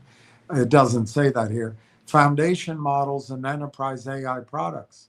There is no separately named independent orchestration, metering, and agent observability company. That creates a logical opening, but not necessarily an open procurement slot. Cohere, NVIDIA, Bell, Buzz, customers, open source frameworks, or future vendors could perform those functions. More importantly, Buzz's announced deployment uses 2,304 NVIDIA Grace Blackwell GPUs and is expected to go live in late 26 or early 27. It is not publicly yet described as waiting for Vera Rubin.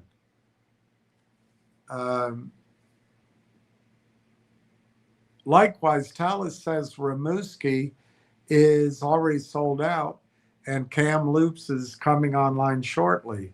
I do not currently find evidence that either project is frozen until after Labor Day or waiting specifically for Rubin. My question was, What if they're all waiting for the Reuben chips? All right, so the more defensible explanation for delayed Railtown disclosure, and this is a good answer, is that integration, productization, and general English bastardization, customer onboarding, financing programs, or commercial terms are unfinished. That makes sense, and not a confirmed chip calendar blackout. That could be. That could be. Look at me. I'm Sandra D.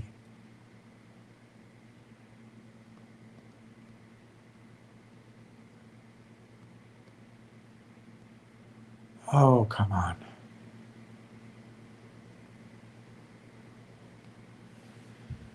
I'm getting tired. I'm getting tired and bored with myself. I get up in the morning, I look in the mirror, I come here.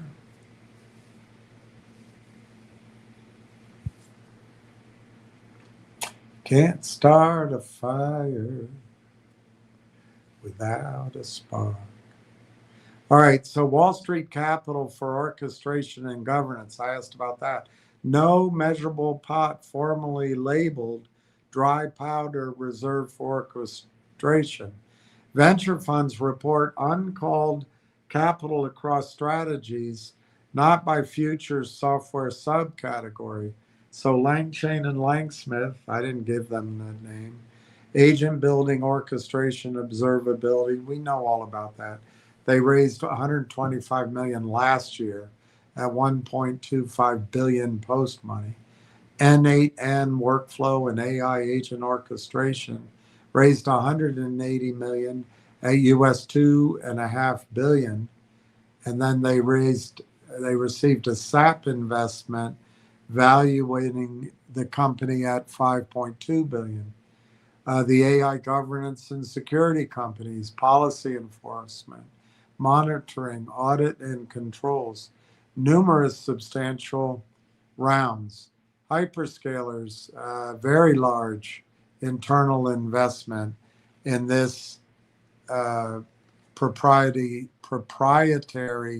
agent runtimes and governance. AWS, Microsoft, Google, Salesforce, ServiceNow, and more. Langchain's financing and N8N's financing demonstrate that investors assign billion-dollar values to orchestration platforms once developer adoption and commercial traction are visible. So at $5, it's $1 billion, but they're investing there. Are they going to just flip out? See, this is bad thinking. Anyway, so the problem is not lack of capital. The problem for Railtown is crossing the proof threshold. Absolutely. Capital will pursue a demonstrated orchestration control point very aggressively. It will not necessarily prepay Railtown for becoming one. So that's where we are right now.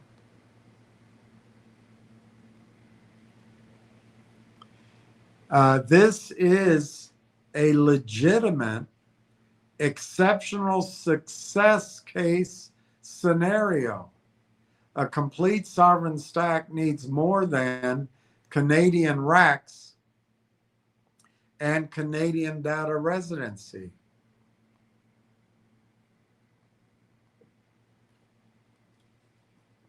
So you start with Canadian energy and facilities. It leads to GPU compute and networking, leads to Canadian or controlled models, and then it leads to where Railtown is. Agent orchestration and runtime, metering, observability, and governance, which leads to applications, enterprise and government applications. Railtown's positioning itself across D&E.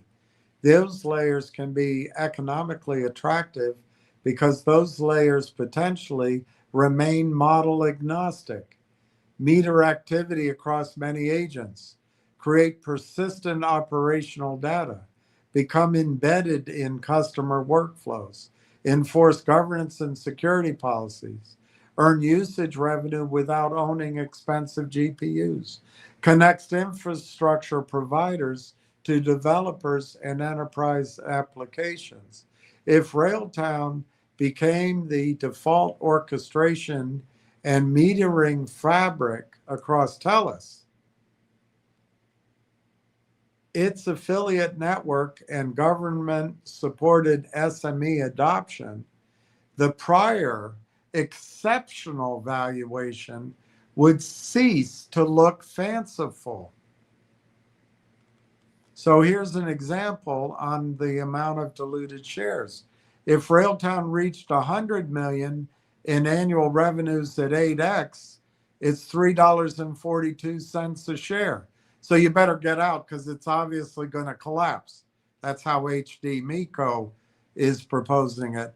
But what if it's 100 million and it's growing to 500 million? At 10x, that's $21 a share.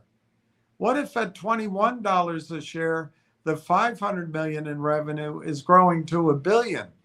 And at 10x, that's $42 a share.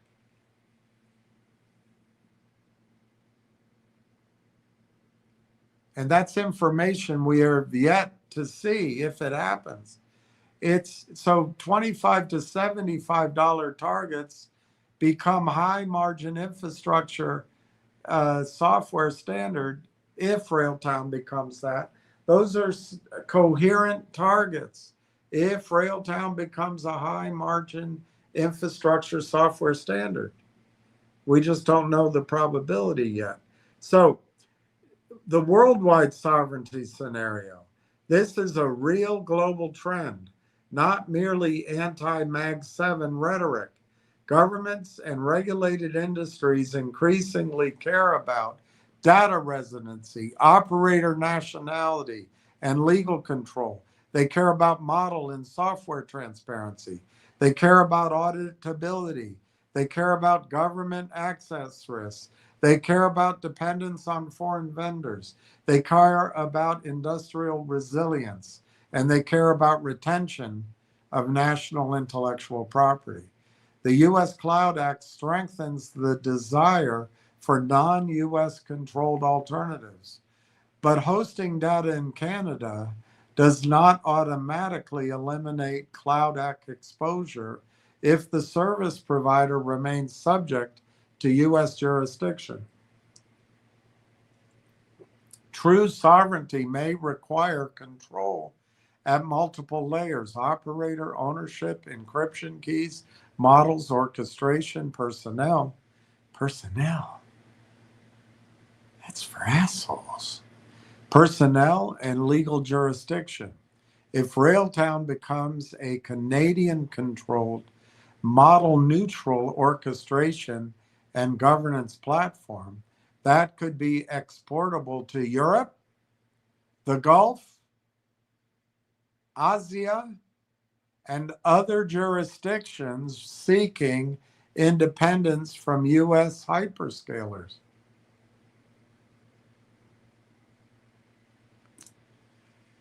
The countervailing risks are formidable. Every hyperscaler is developing sovereign cloud configurations. So these are our risks. One source orchestration reduces barriers to entry. LangChain, N8, NVIDIA, and large enterprise vendors already occupy portions of the layer already. Countries may demand locally controlled software, limiting a Canadian vendor's sovereignty claim abroad. Government procurement is slow, like SLOW,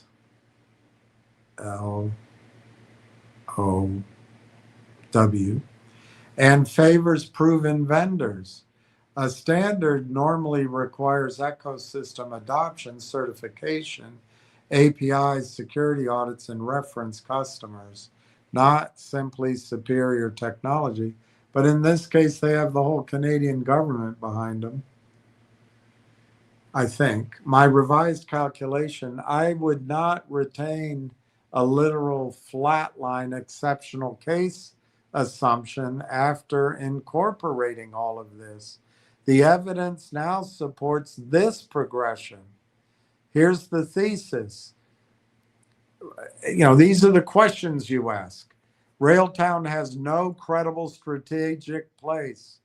Current assessment, that's no longer persuasive. In other words, Railtown may well do have a credible strategic place.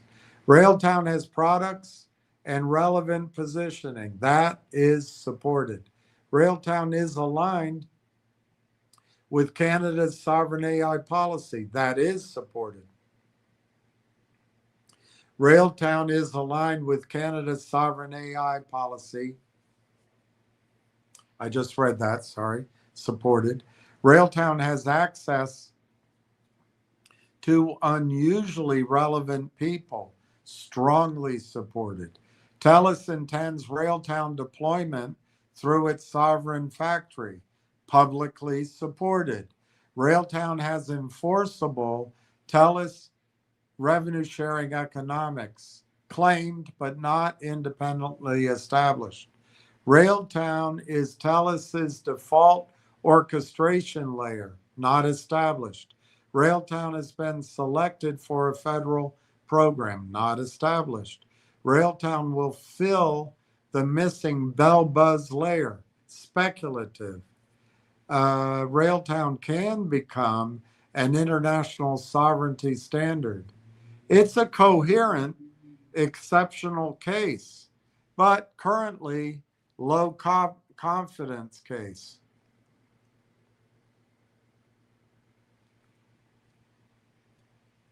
All right, so the TELUS collaboration does not tell us whether that probability is 2%, 10%, 30%, 70%. The evidence capable of making the jump is very specific. So we have to look for a confirmation of TELUS's revenue sharing economics. Do we have it yet? No. But we will. It's assumed we will. 2, first Railtown workloads running at Rimouski or Kamloops. 3, a named paying TELUS Railtown customer. 4, Railtown metering actual compute consumption. 5, inclusion in a government funding consortium. 6, security and sovereignty certifications. Recognized recurring revenue. Evidence that conductor rail tracks rail engine operate as one production layer. Current interpretation is, therefore, Railtown's exceptional case is no longer merely an imaginative total addressable market exercise. There is now a visible strategic pathway and a surprisingly credible collection of participants around it. But the market is still waiting for evidence that Railtown owns an economically valuable control point in that pathway. Yes. All right. So here's the WSI I asked about. So there's WSI demand generation, consulting and discovery. It leads to custom SME solution, leads to rail tracks adoption, leads to rail engine and conductor, which then leads to recurring software and compute revenue. And I did that out of order, so I'll leave it. So the question answered, yes, at roughly 50 to 75 million of equity value of the company, I think there is enough evidence for Railtown to qualify as a rational venture style speculation with asymmetric upside. Rational. Doesn't say anything about insanity there. That is materially different from saying it is already a conventionally proven investment. That's true. Or that a $25 to $75 Canadian is the most likely outcome. I think that's true. So Railtown does not need to prove the entire sovereign orchestration thesis today. It needs enough credible evidence that the probability weighted value of its possible outcomes exceeds the current valuation by an adequate margin. I think that threshold may now be met, but only for an investor who can tolerate a substantial probability of permanent loss, delay, or illiquidity. We've already experienced the delay and the illiquidity. I don't think we're going to see permanent loss unless you're Kojak's Telly Savalas's hairline.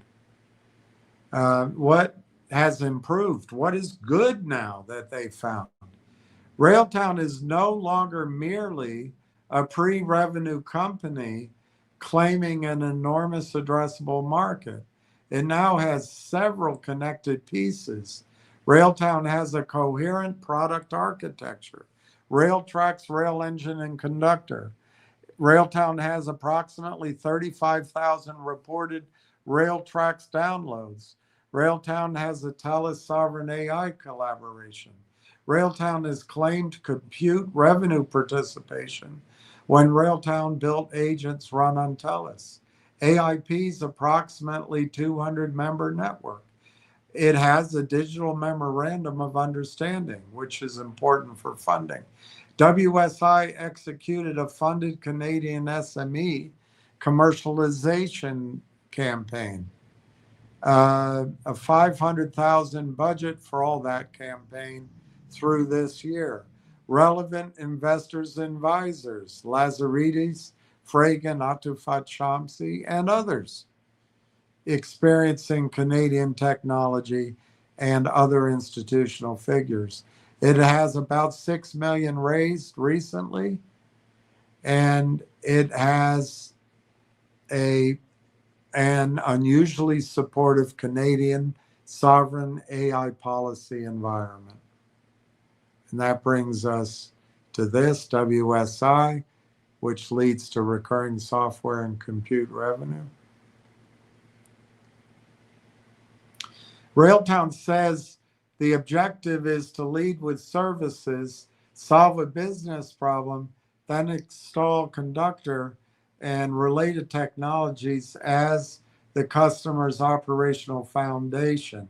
That is a credible way to commercialize complicated infrastructure software because many SMEs cannot independently evaluate, build, and deploy agentic systems. It also gives Railtown two complementary adoption mechanisms. There's a channel through the Railtrax open source. Immediate purpose is development per familiarity and distribution. The long-term monetization comes from Conductor rail engine and deployment and compute. WSI services, that's that marketing, that goal is acquire SMEs and identify practical projects, immediate purpose. Longer term monetization is recurring software and managed deployments. The AIP network, immediate purpose, is grow the affiliates, grow the customers, and cross-selling. Long-term monetization, software services and marketplace economics. TELUS, immediate purpose, sovereign compute and deployment infrastructure long term. There's a claim share of compute consumption, digital ecosystem introductions and joint activities, long term possible consortium opportunities, but it's unproven. That is a much more credible thing than relying on a single reseller or hoping developers discover the product organically. So it's credible, not insane.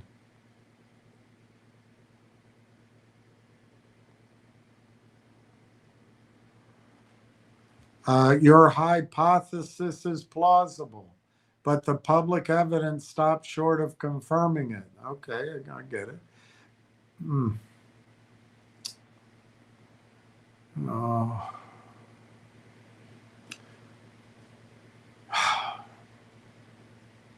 The Sovereign Infrastructure Program required the lead applicant to be a nonprofit or post-secondary institution. Therefore, Railtown could not have led an application itself.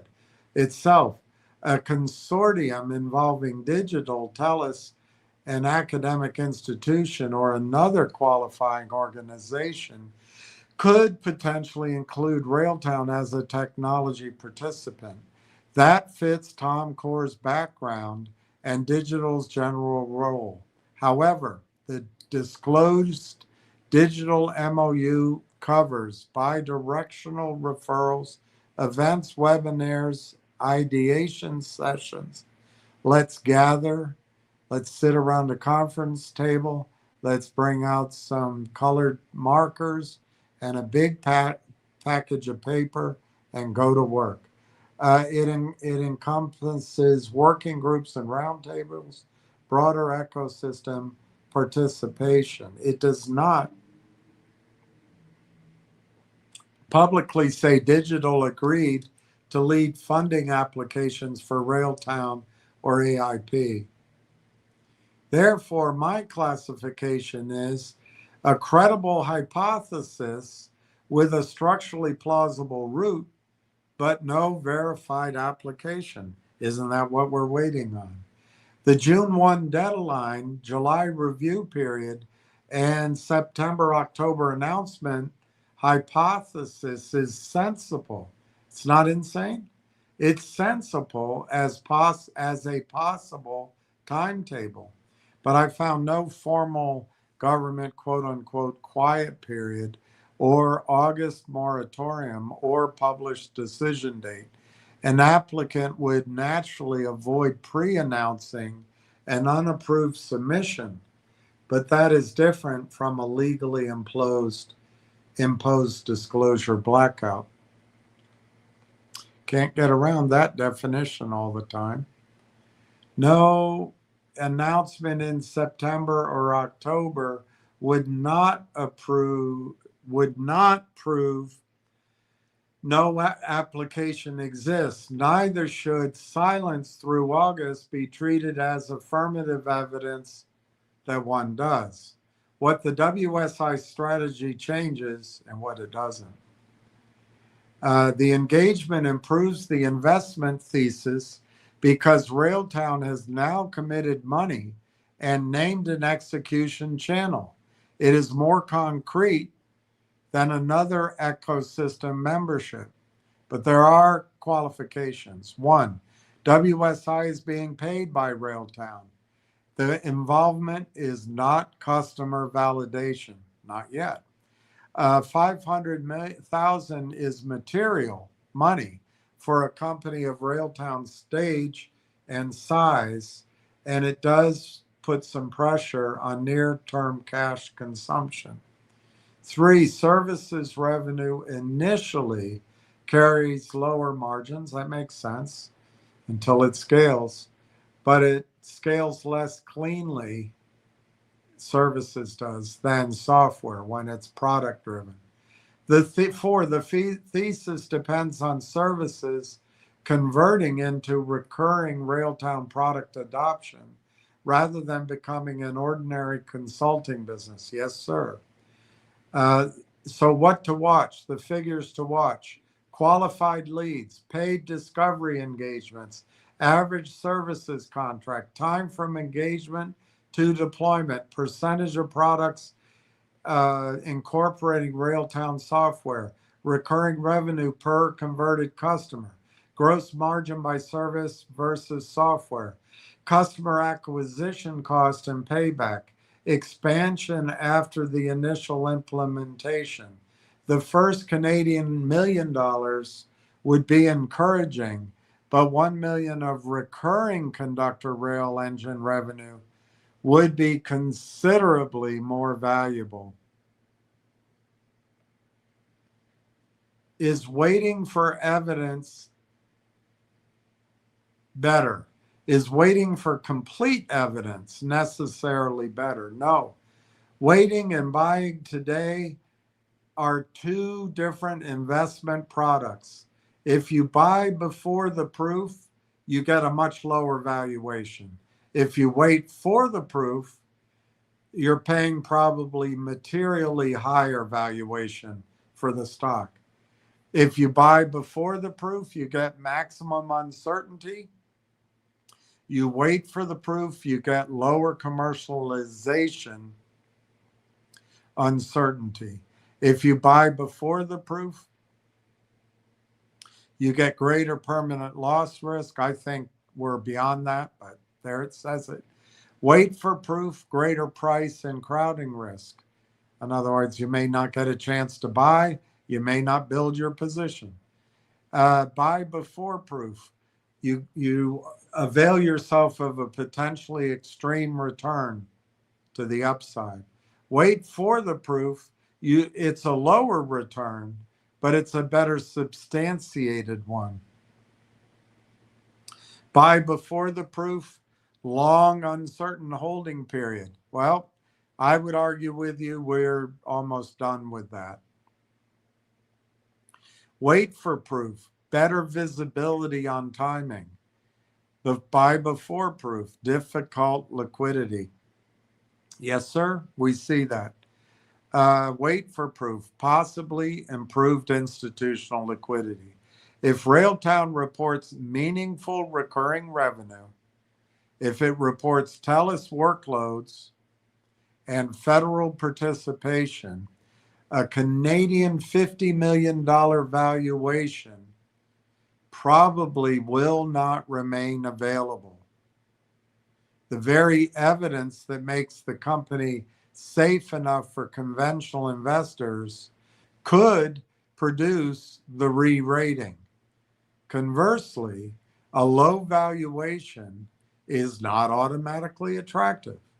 The market may be applying an appropriate discount for zero historical revenue, non-binding arrangements, commercialization delays, continuing cash consumption, and difficult liquidity. It could be, and maybe that's what's been going on. But we know it with our due diligence that the market may be wrong right now.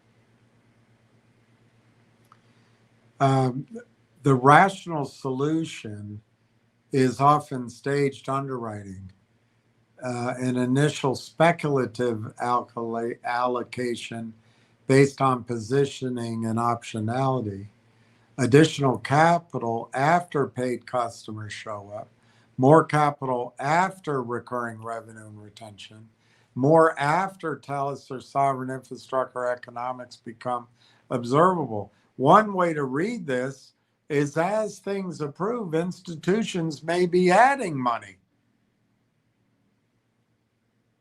They're not as skitterish, perhaps, as HD Miko. That sacrifices some upside in exchange for buying increasing amounts as the probability of success rises. I told how much we have, roughly 24 million shares is substantial exposure. How do you know? But it is, it's a lot.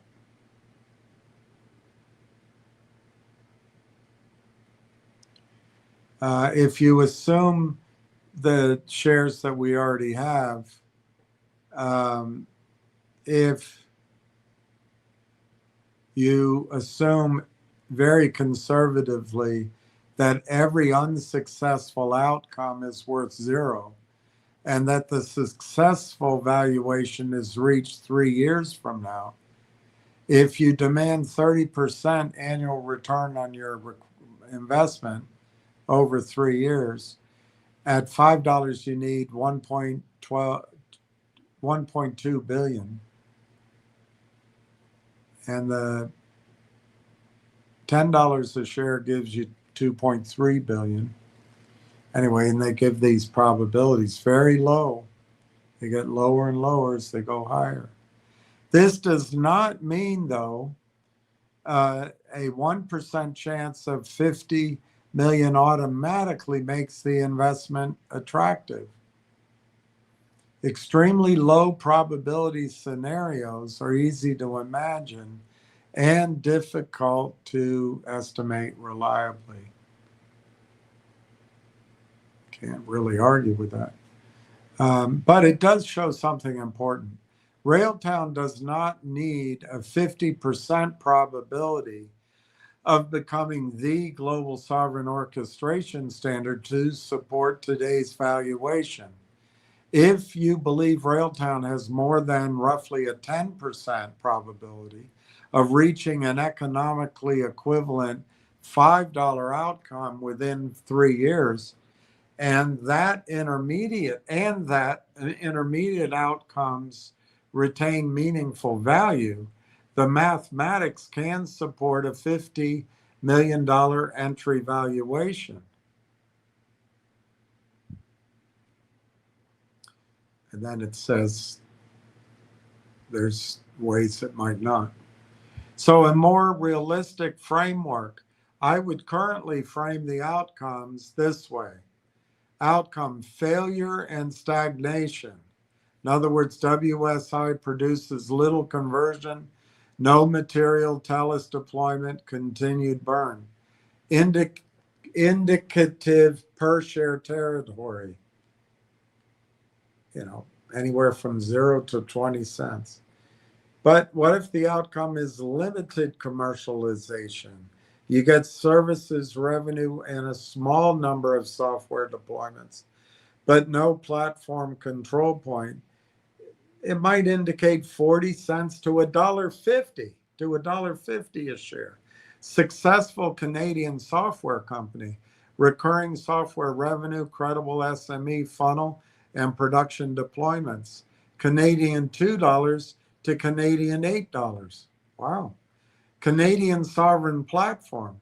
If Railtown does become an important orchestration deployment layer across meaningful sovereign workloads, Canadian $10 to Canadian $30. International control point. Model neutral metering, orchestration and governance layer adopted across jurisdictions. Canadian $40 a share to Canadian $75 a share.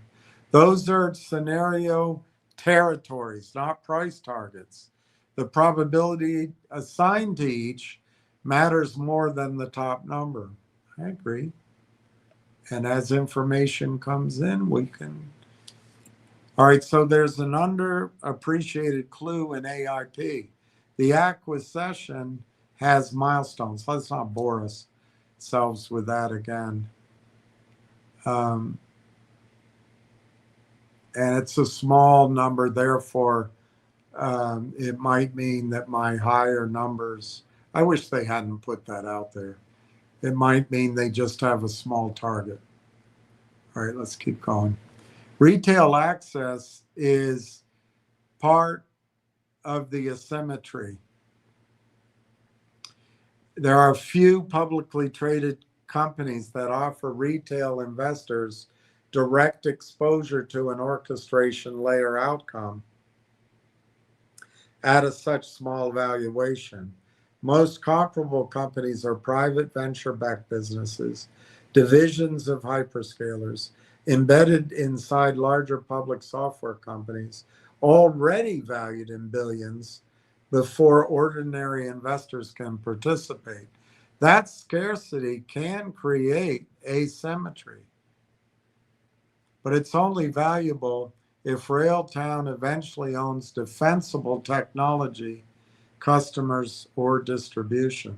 Scarcity of public alternatives cannot itself prevent technological failure or dilution.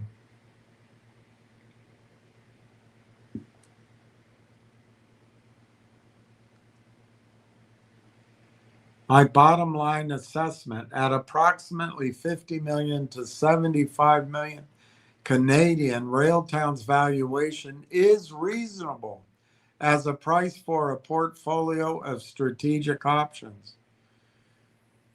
Canadian SME commercialization, TELUS Compute participation, AIP affiliate conversion, Digital Impossible Government Consortium participation, developer adoption, a sovereign orchestration platform, eventual international deployment.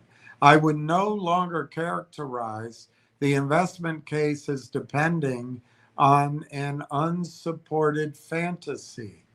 There are enough products, enough people, enough relationships, enough capital, and enough policy alignment to make the pathway credible.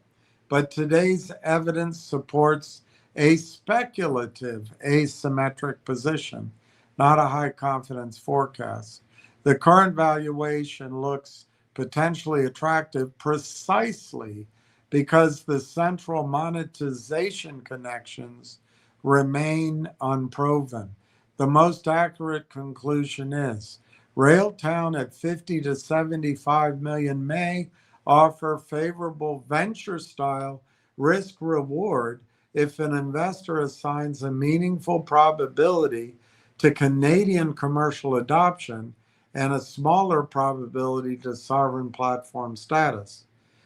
Waiting for every element to be proven could eliminate most of the entry price asymmetry, but the present evidence is not strong enough to, it says here, make a large concentrated position. It doesn't say don't make the position, it says you can't assume it's low risk, or to treat the exceptional outcome as the base case.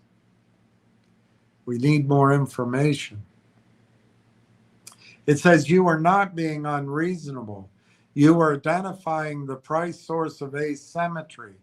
Railtown can be investable before commercialization is proven if its technology, financing, relationships, and operating runway make survival to proof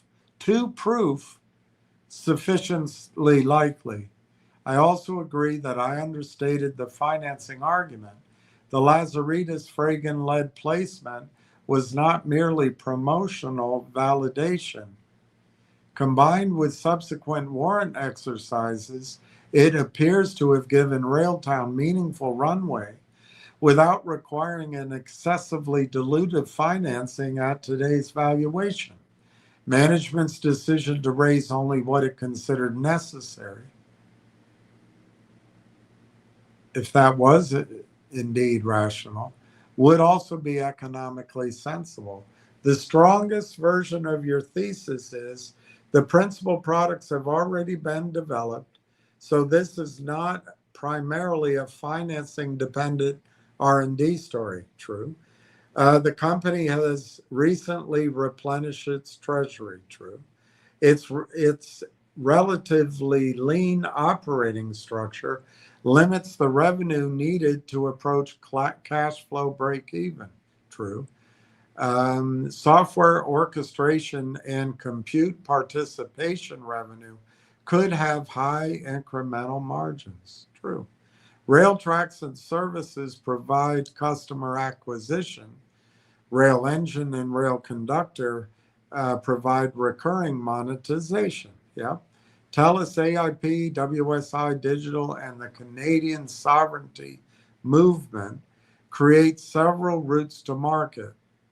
Consequently, Railtown may reach self-funding operations without another mandatory equity financing.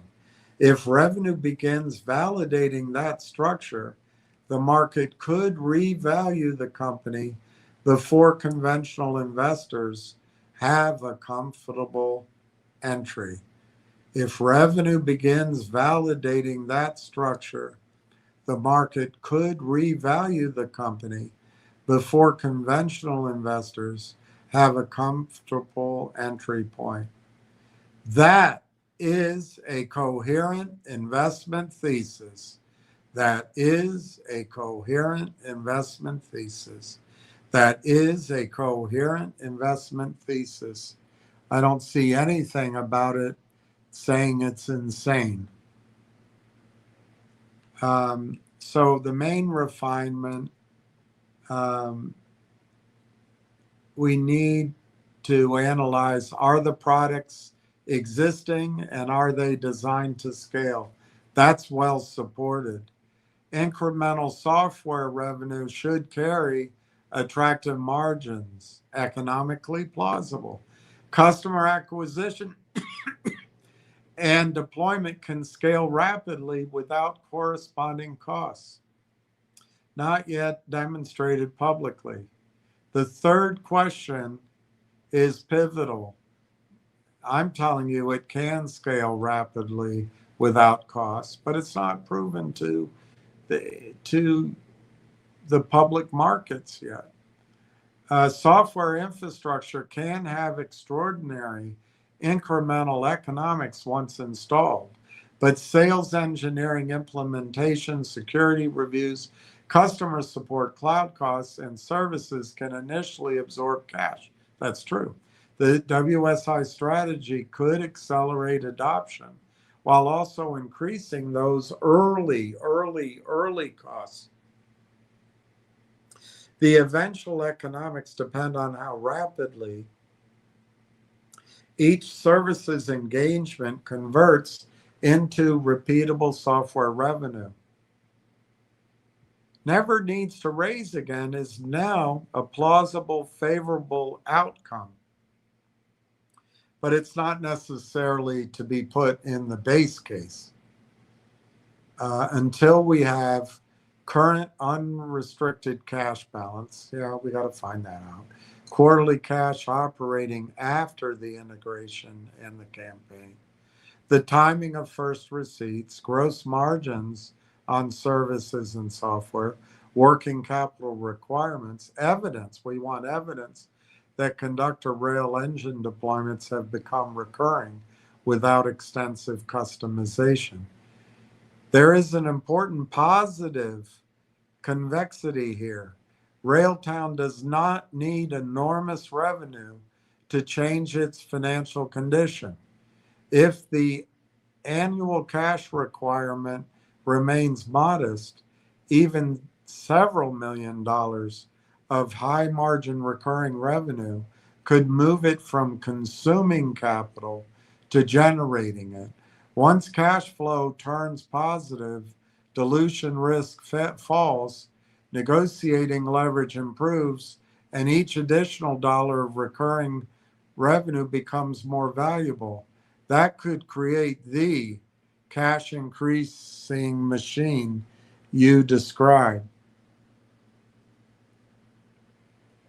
So my corrected formulation would be, Railtown is not simply a pre-revenue company that must repeatedly finance an unfinished product. It appears to be a financed, relatively lean company with built technology entering commercialization through multiple credible channels. If those channels begin producing high margin recurring revenue before the treasury is materially depleted, another financing may be optional rather than necessary. That is one of the better arguments for the current risk reward. My caution is about the probability and timing of conversion, not about whether the business model could become highly scalable. And I understand your central point. Waiting until the financing statements prove all of this may eliminate much of the pricing opportunity. At that stage, the debate could shift from whether Railtown survives commercialization at roughly 50 to 75 million to which multiple should be placed on demonstrated recurring revenue. Those are completely different entry points. Your thesis is speculative, but it is not irrational and it is not oblivious to the risks. It is a reasonable attempt to purchase commercialization evidence before it becomes obvious and at a valuation where success does not have to reach the most exceptional scenario to produce a substantial result. So this is an irrational thesis, but H.D. Miko called it insane.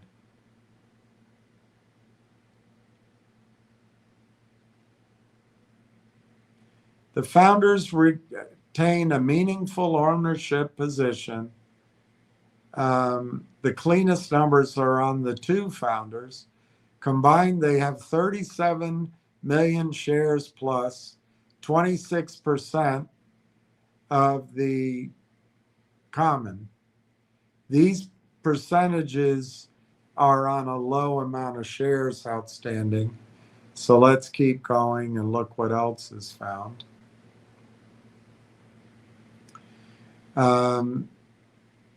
It comes down to 17.52, and that's a third-party report, 20.07 for Haddad and 17.35 million for Brandolini. Other founders, Railtown is generally identified as having four original founders: Brandolini, Haddad, Holtham, and O'Neill. The last firm figure I found for Holtham was 7.75 million shares, partly held for Salt Capital. And from Holtham, 7.75. If they all still hold what they have, those four collectively own 45 million shares, approximately 21% of current basic shares. That's huge. I don't know where they're going to get shares.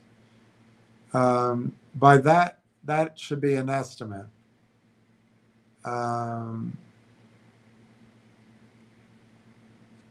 So there's no reliable numbers, but that's the last numbers. So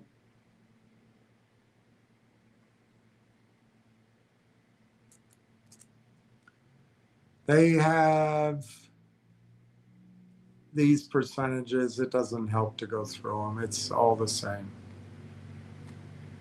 So the conclusion is favorable. The active operating founders still appear to have approximately $37.4 million worth of shares. I don't know if that's supposed to say dollars. I think that's a mistake. So they currently have 37.4 million shares, about 17.5% of the enlarged company, and possibly more. Corey and Marwan's combined common equity is worth approximately $11 million. At 50 cents, it'll be 19 million. That is substantial alignment for a company of Railtown size.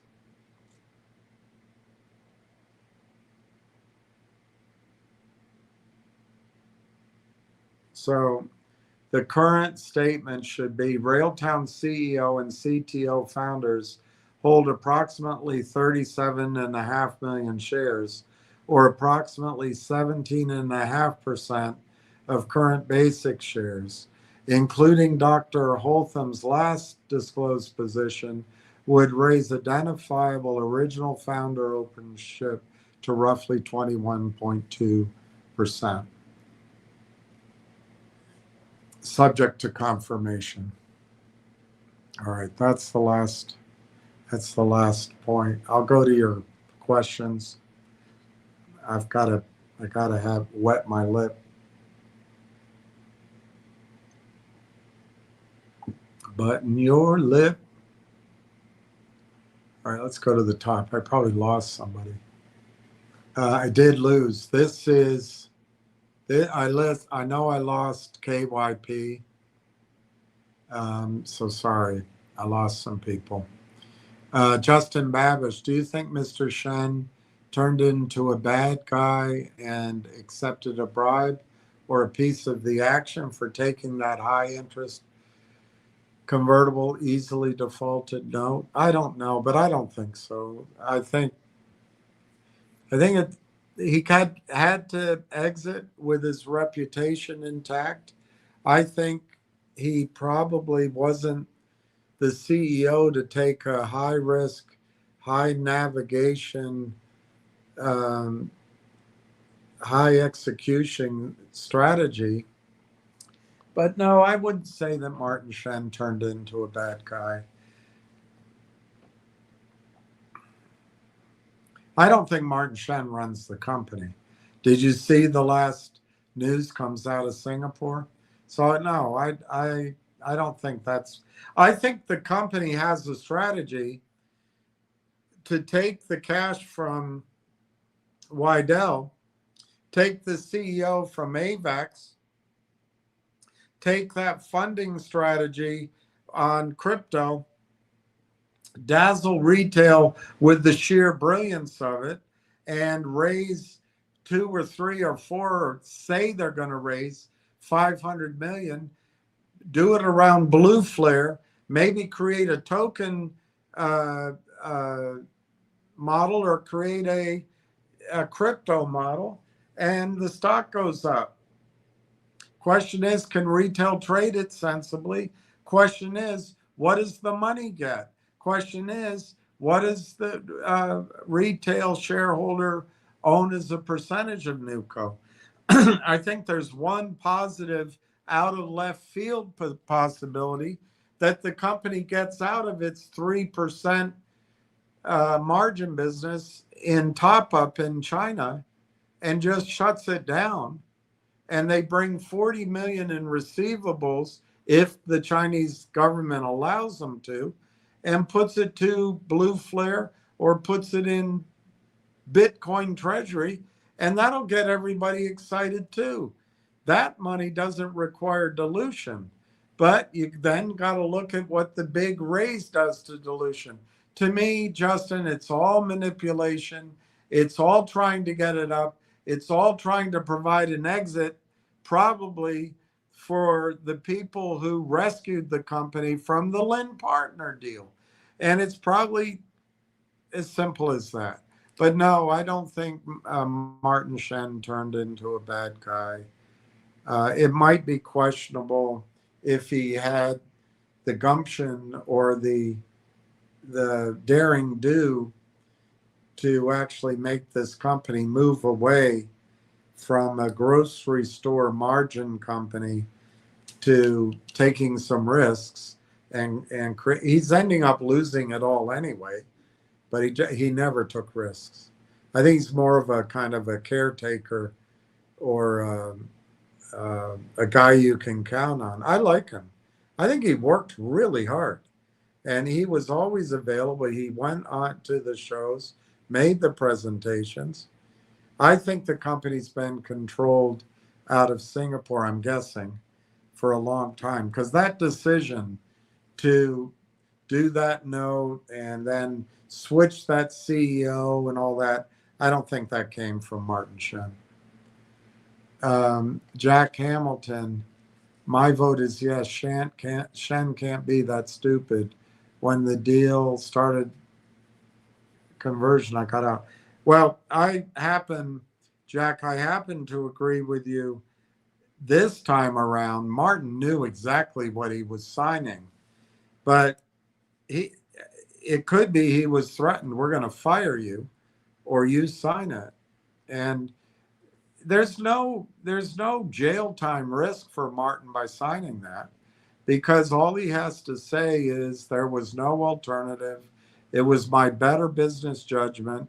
And these guys out of Hong Kong gave me this scenario where if I step down, this unbelievably talented person, more talented than anybody who's ever been CEO anywhere, steps in, and maybe she can bring Scaramucci, bring in 500 million, make this whole thing sing, and maybe bring the 40 million in from China, buy out the Alto note.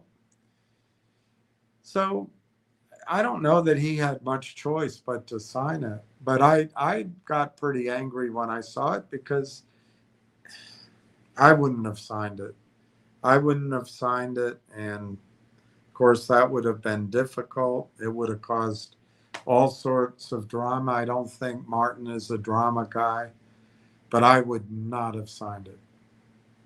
And then the other CEO would come in and she'd do it anyway. Seafoam says no. I tend to agree with that. Donna M. Good evening, everyone. Hi, Donna.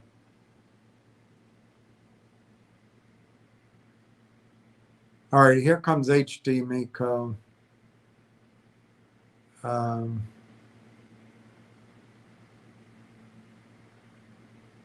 Let's hear what HD Miko says. Please don't let it affect whatever Ham said about Finger. Has nothing to do with the viability of Railtown. If Miko's mad at Ham and mad at me, it's a complete non sequitur to what Railtown is. Loyalty to Miko or to me or Ham has nothing to do with what's going on at Railtown. So just remember that. This is emotionalism, and he wants you emotional. HD Miko, my motivation to talking, now he uses the name, to Tony D and you, is to make my money back that I lost listening to you. Oh, did I tell you to buy into GDC, or did I tell you to get out? Did I hammer you not to sell Railtown and buy GDC? Didn't I hammer you that news release was wrong? But I'm sorry, I'm raising my voice. But your memory is selective, my friend. You lost at least 100,000 in that trade, probably more like 150. And I told you not to do it. So you've lost the money listening to me and Ham. So now you're clearly on the side of being one of the bashers. So now I know. You know what, HD Miko? I'm going to take your 40 grand off this number here, and I'm going to block you at the end of this call. I don't need to do homework. Oh, you don't? And therefore, you should tell people here they don't? That's irresponsible. Most of these people can't fling and sling investments and then claim them. Look, if you do that, it'll work for a while, but there'll come a time, girl. There'll come a time, girl. Do, do, do, do.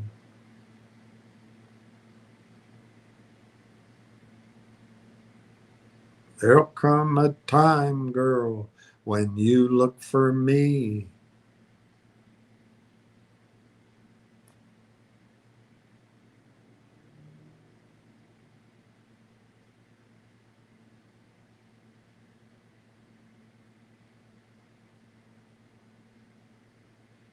When you look for me in everything you see, is that how it goes?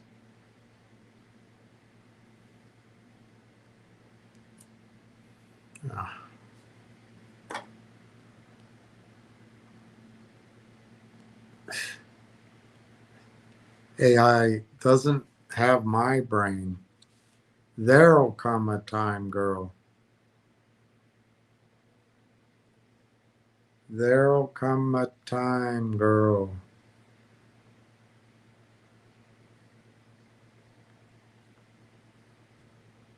When you, oh gosh,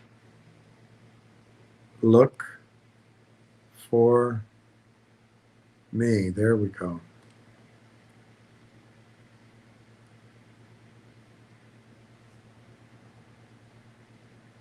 Ah, screw it.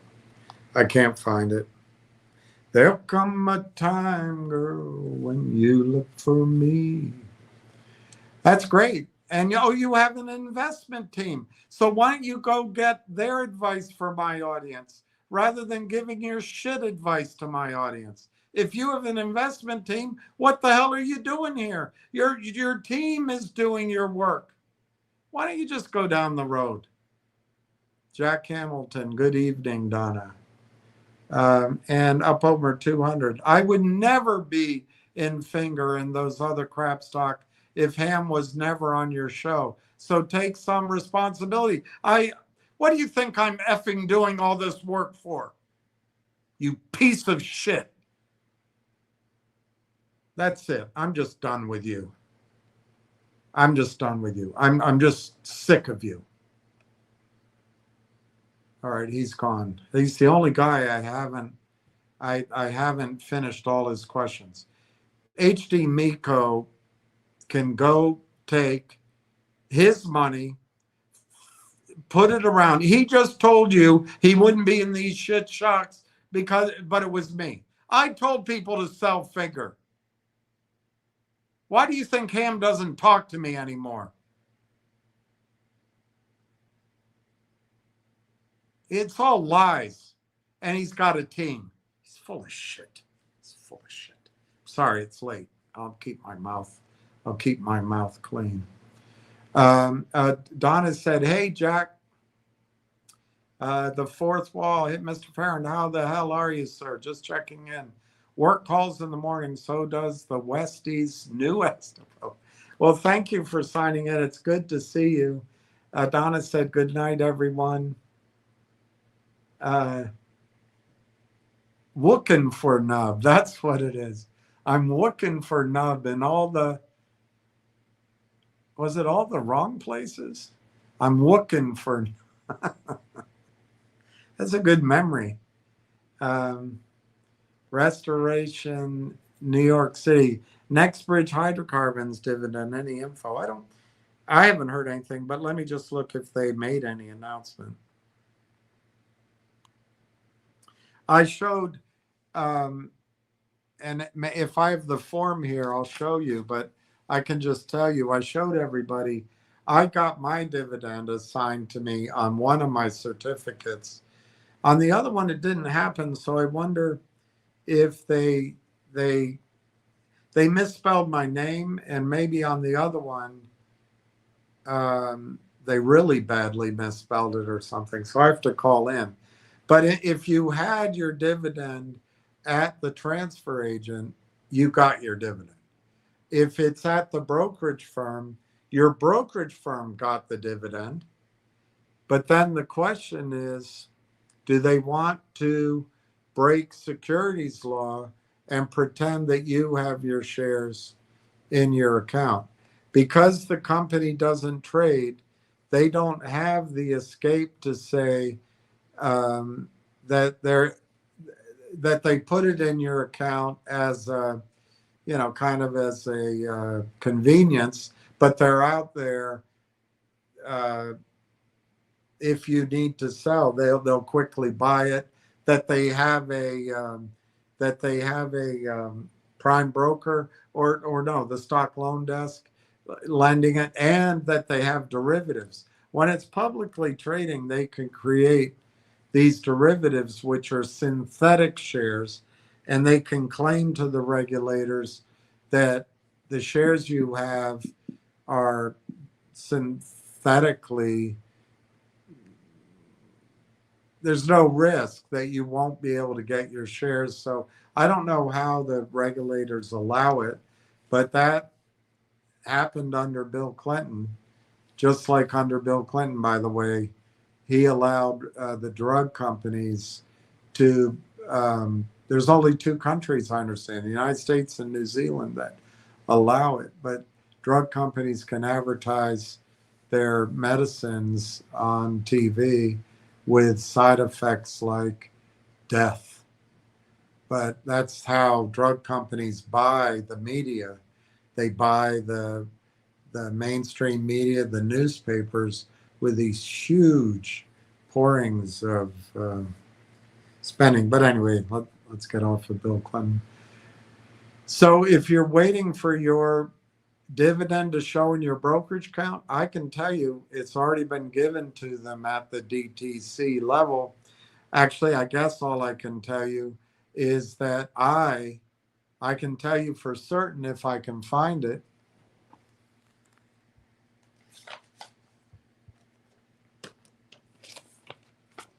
I'll show it to you tomorrow. So all I can say, I showed it to everybody before.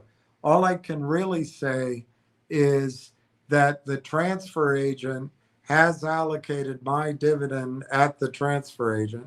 So I assume that the transfer agent has allocated the brokerage firm's dividends. And if the brokerage firm hasn't given you a dividend,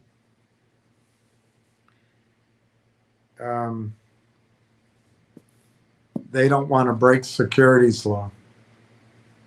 That's my opinion. Ex-pest control, the hedgies are in trouble. Read the breakdown of the bankruptcy. Where can I read it, ex-pest control? Where can I read that? The breakdown of the bankruptcy. I mean, I know it. I think I know it, but is there something new? The bankruptcy right now, as I understand it, is MMAT, not MTLP. But is there new evidence? Is there discovery? Is Wes Christian, or better yet, is Greg McCabe going to get the share count that they asked for? That'd be awesome. That would be awesome. So you're saying the hedges are in trouble? I don't know if it's the hedges. I think it's the brokerage firms, but that would be amazing if it's the hedges, because that's what's going to happen. The brokerage firms lend out the shares. So ultimately, to me anyway, the brokerage firms are responsible to you, and the hedges have nothing to do with it. Nothing. But the brokerage firms and the system are going to go after the hedges, so that they're in trouble there. But they can't buy in. There's no public market. So I think the obvious answer, and by the way, years ago, I started all this, and I gave on my big board, sitting outside with my dog, I gave all the strategies, and that's exactly what I said over and over again. After the lawyers, and there's probably 200 of them, stop showing each other how smart they are and educating themselves and duking it out for a long time, the only solution here is for the shorts, the whatever you want to call them, the hedge funds, if you want to call them, to buy the stock from Nexbridge. I'm not sure it was called that at that time. That to me seemed the only way. And I remember saying they have to come into this whole agreement because of the releases. If they do it one off, going back to Restoration New York City, if they do it one off, one investor at a time, they give 56 investors their dividend, and it's okay. But those remaining 5 investors might sue the heck out of them. And then the whole in that example, 60 investors, 61 can be a part of that class action settlement. So they need releases. So to me, back then, it would all have to be organized either through releases or a government exemption from suit, like the government gives to the drug companies, immunity, and uh, the shorts, the hedges, would fund NextBridge. I went on and on and on about that. It's on all my videos. Um, so you're saying the hedgies are in trouble? I doubt it. Ken Griffin makes what, 90 billion? I doubt they're in trouble. I think it's the brokerage firms are in trouble. I'm not saying the hedges don't have an obligation, but let me ask you this, Pest Control. If you're Fidelity Prime Broker and you've, I don't know, hypothecated and rehypothecated I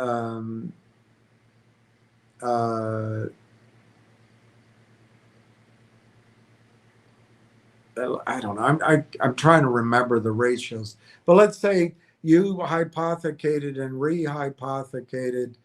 Let's just go large. Let's say Fidelity has in their brokerage accounts something like, I'll make a big number, 500 million DTCC. But then I saw the list. I don't remember. It's that new financial. There's a different name. There wasn't a lot of stock there. I don't remember what it was, 20 million or something. It was small. Let's call it 100 million. So at the DTCC right now, they have 100 million shares, but they put in everybody's account 500 million shares. The stock's no longer trading. They can't hedge it. They can't come up. I don't think. I'd love to talk to Danny, the 100% guy, but I don't think they can come up with a synthetic locate. Who's ever heard of that? Synthetic delivery, synthetic shares, synthetic locate. What the hell? But they can't do any of that. I don't think they can have a derivative. That's why he should never let it trade. So, who's in trouble? I think it's Fidelity. They need to solve that problem. Now, if you're saying the hedge is in trouble, the hedgy, who's going to put the problem on the hedgy?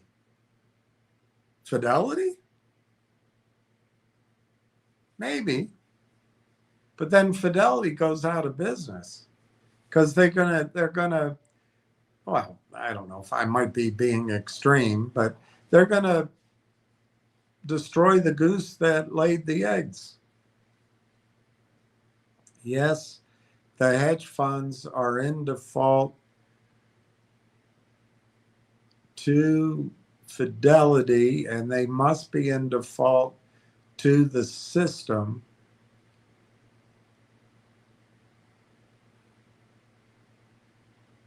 Yeah, I guess they're in trouble.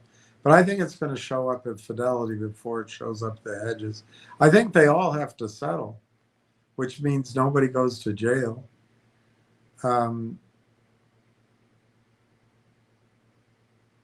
What they're going to hope to do, XPest, I think, is force NextBridge to trade. That's what I think they're going to do.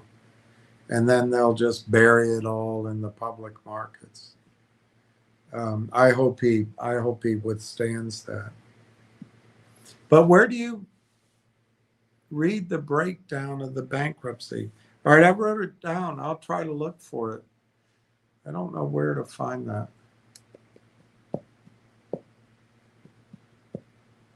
I'll try to find it, XPest Control. Money burner. Prepaying Railtown is a rookie move. Who's prepaying Railtown? Who's prepaying Railtown? Railtown doesn't have any debt, so they're not prepaying anybody. Railtown's not calling. They don't have any loans out. Railtown doesn't have any loans out anywhere. So there's nobody to prepay them.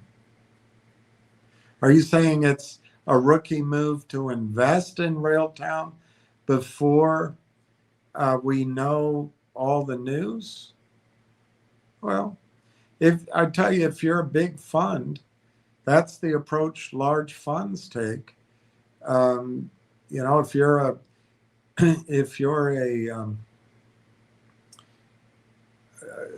$2 trillion fund, you would rather wait until Railtown's commercialization is clear. You'd rather wait probably for several contracts to be in place. You'd rather wait for research. You'd rather wait for the stock to be, $25. At $1 trillion, you might have a minimum $1 billion market cap entry point. Depends on what they have.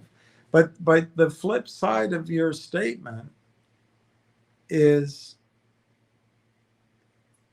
that's the power of how strongly this stock, once it crosses into non-rookie moves by like institutions, how strongly the stock can accelerate to the upside. But what's missing right now, what's been missing since, look, I don't know your name, Money Burner, but I'll use that. Money Burner is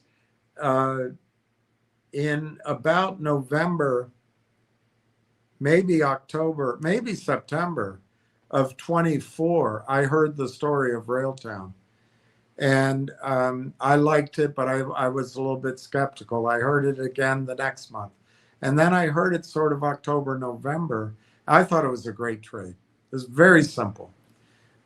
This is a company embedded in Microsoft. They had their product built. They had several softwares.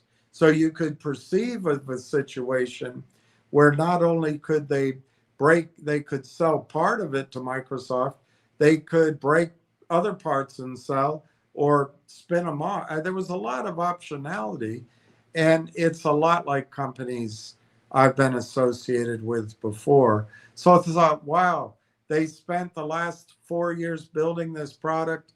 They're embedded with Microsoft. They're going out and getting customers, and all they need to do is get, I forgot what threshold sounded good, but get the revenues up, prove customers, and Microsoft buys them. And if at that time, if Microsoft bought them for 300 or 400 million, not billions, it was a nice trade. Maybe I don't remember. That was like maybe $3, $4, $5 from. It was a nice trade, and I thought it would all happen really quickly, like within 6 months. But what happened with Railtown is they went out shopping their wares. They went to British Columbia, whatever the conference was, November, and they met Dr. Tom Core, John Ruffalo, Mike Norbrega, etc. And those guys hit it off. That was a company that had 100 and some odd 54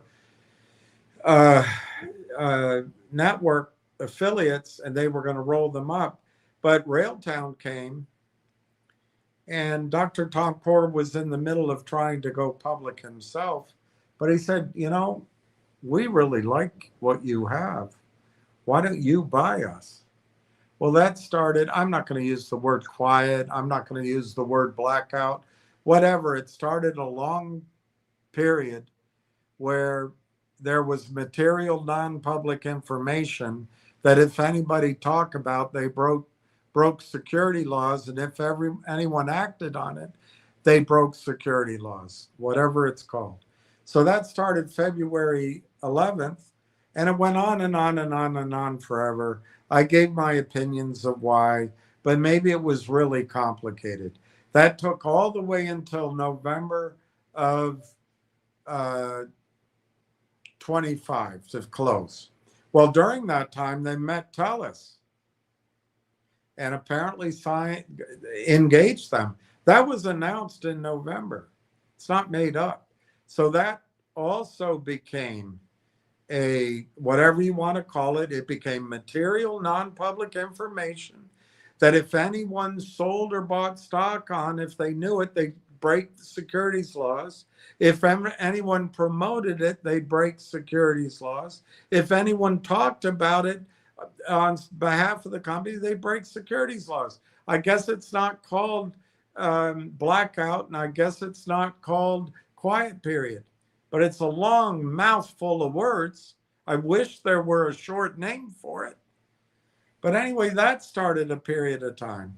And then in November of 2005, I don't think it's coincidence, the government of Canada had this big committee meeting and they announced everything. They announced everything end of January on all this funding. Zaid Atufat joined the advisory board in February. The BlackBerry twins funded in February and joined the advisory board. And I don't know if that's all coincidence. It may have, we do not know, it may have set up a situation that Railtown, because of its AIP acquisition with the spear on it being digital, that they may have applied for funding for those AIP companies or for the roll up of those companies, or to as becomes clear with things we've read over those last 2 weeks, or to subsidize moving the current spending of the AIP. It's now 200 companies. They currently spend somewhere in the I heard 400 to 500 million range. It's just a rumor, I guess, but it's 200 companies who currently provide AI to 5,000 or more customers using hyperscalers. So they're spending something on the hyperscalers. I think what I heard is they're doing 500 million in revenue, and that of that they could be spending 30-40% at the hyperscalers. So whatever that works out to. So maybe this government funding would subsidize moving that to TELUS or moving it to British Columbia. I don't know. But the application period was June 1. For Railtown to apply, or Dr. Tom Core, who did this for 10 years, they need to have digital. So it makes sense that it's possible anyway, that if Railtown's in line for financial help, that whatever was applied for just was applied for a month and a half ago. And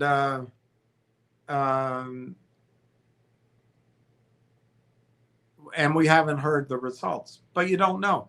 But those are 3 reasons that there might be material non-public information that if people signed NDAs or non-competes, or they're close to the company or close to any of the AIP companies, if they're institutions in Canada that participated in any of that, if they were customers of Canaccord Genuity and research analysts that knew, they're prohibited from buying. They'd be breaking securities laws. They can't talk about any of it. It would be breaking securities laws. The company can't promote it or talk about it. It'd be breaking securities laws. That's apparently not a quiet period. It's not a news blackout, but that's a hell of a lot of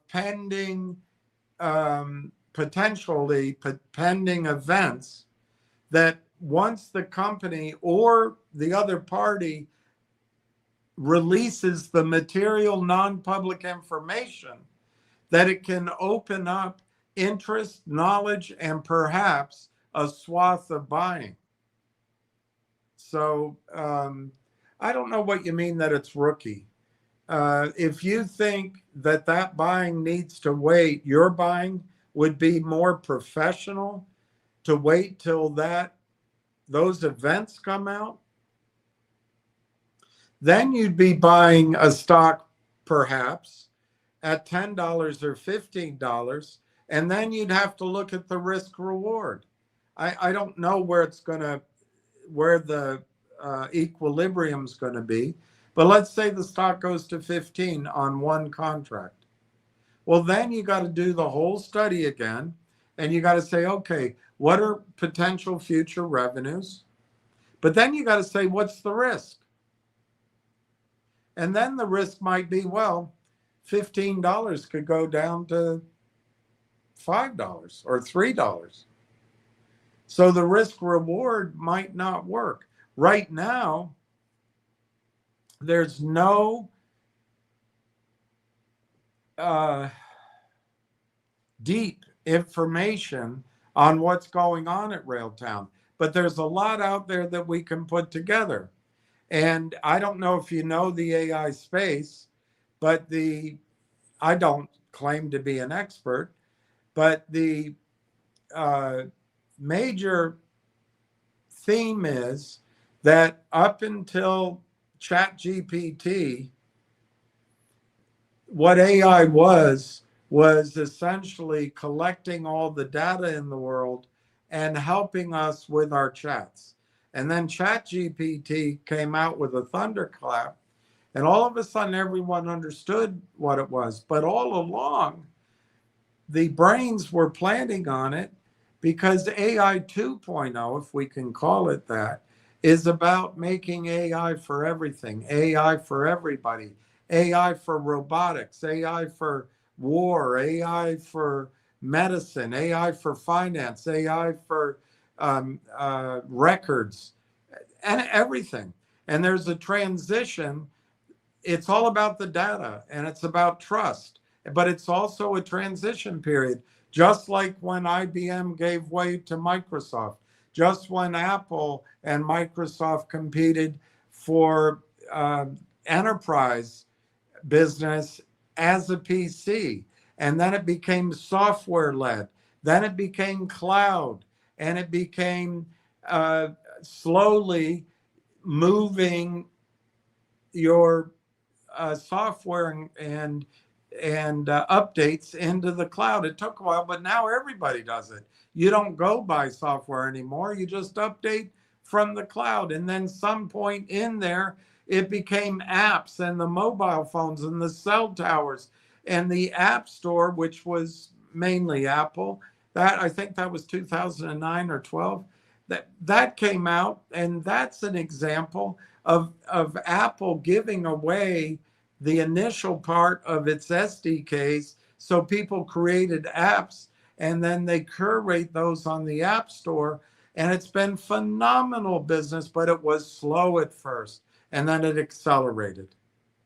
And others competed, but nothing has the breadth of the App Store. Now, all of that is been put together with SDKs. That has to, the race is all of that software now with what they call, I guess, super compute, or I don't understand the difference really between the cloud and what's being offered here, except the chips. It's the combination of the giant supercomputers and the capacity of the chips. And that's the race right now. And so this is going to change all manner of life. And I've never been in a robo-taxi. I hope I'm never in one. But apparently there's going to be fleets of trucks and taxis and cars that you don't drive. There's going to be drones that you don't, they're planes you don't fly. These soldiers that aren't human. There's all sorts of things that are coming. All apps, I understand it, are going to be replaced by agents. Agentic AI is here, money burner. Agentic AI is here. And so you're going to have, rather than human beings up on the internet, you're going to have agents dealing with agents, AI, on a parallel internet. And it's going to need so much capacity. And so I don't know what you're really talking about. In Canada, the idea is to create a supercomputer and provides a counterweight to the United States of America's Cloud Act and to the CIA funded, one might argue, Amazon, the in bed with the CIA and the government Oracle, one might argue. And then you've got Zuckerberg of some unique hookups there, but he's definitely part of the Palo Alto crowd that the rest of the world isn't really trusting. You've got IBM and Microsoft and Google. These are all the big behemoths that if other parts of the world want to break from U.S. hegemony, they are demanding this independent and sovereign data center. And don't you make any mistake about it. The race is on. And that's not rookie analysis. It just isn't. Now, what's your point is maybe to prepay Railtown? I really don't understand that, but I assume you mean buying Railtown now is a rookie move? I really disagree. We if you think the guys that founded BlackBerry are rookies, I might agree with you. If you think Atufat Shamsi, who built the sovereign AI data center stack for TELUS, is a rookie, I might agree with you. If you think Corey Brandolini and Marwan Haddad, who have been in software since the early 80s and have built and sold companies 4 or 5 times before, are rookies, I might agree with you. If you think John Ruffalo, who funded Constellation Software and went on to be a titan of Canadian finance and started Mavericks 1 and Mavericks 2 and now has over $1 billion there, if you think he's a rookie, I might agree with you. If you think Dr. Tom Core, who spent over 10 years funding, and most of his career actually, helping to fund technology companies with a combination of think tanks, Wall Street, Bay Street, and government funding and provincial funding, who is now the director of business development at Railtown. If you think he's a rookie, I might agree with you. And then add into it Dr. Elliot Holtham, add into it Pat Horgan, add into it the other gentleman, the other founder at Railtown, I just forgot his name. I just disagree with you. It's not rookie. What you're trying to do is put your money in an asymmetric bet. There's no toxic financing here. There's no need for financing here. The company has built a suite from Rail Engine, Railtrax, and Conductor that is, as far as I can tell, the only complete thing out there. They've been working on it for 7 years. Each of Conductor and Railtrax, Rail Engine were a 2.5, 3-year heavy lift, and nobody's going to replace those or rebuild those. It's a massive market. To go from SDK to ADK on all software is trillions of dollars with a T a year. And the thing that makes it work is the orchestration, the governance, the metering, the inference layer. That's Railtown. Now, in Canada right now, The only level that can do that with Canadian funding is Railtown. Now, it's possible over time that the big boys will come with a workaround because they can buy Congress, they can buy Toronto. But for now, Railtown's it. Now, that gives a huge chance for a proof of concept, and that can spread around the world. And so I don't think it's rookie at all. By buying the stock and holding the stock at 24 cents, you expose yourself on the first break any kind of relevance or comparison to Lang Chain's last year valuation. You're at $5 a share. Any kind of relevant comparison to go to the other extreme to Cursor, which SpaceX bought, I think you're at $60. You're at 60 billion.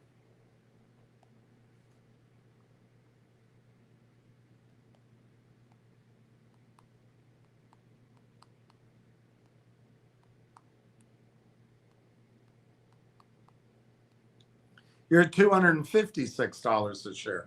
Now, that's a big extreme. But if Railtown replicates Cohere, it's possible. But I'm not emphasizing that. I think the $5, $10, $15, $20, $25 is our first range. And then I think $55 is a reasonable target. So I don't think that's rookie at all. I think that's doing a lot of due diligence.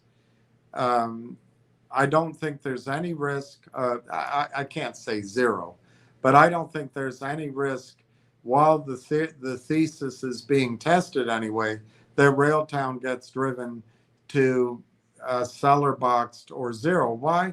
They have no debt and there's no toxic funding. And as institutions start buying, there's no stock for sale. So I don't think it's rookie at all, if that's what you mean.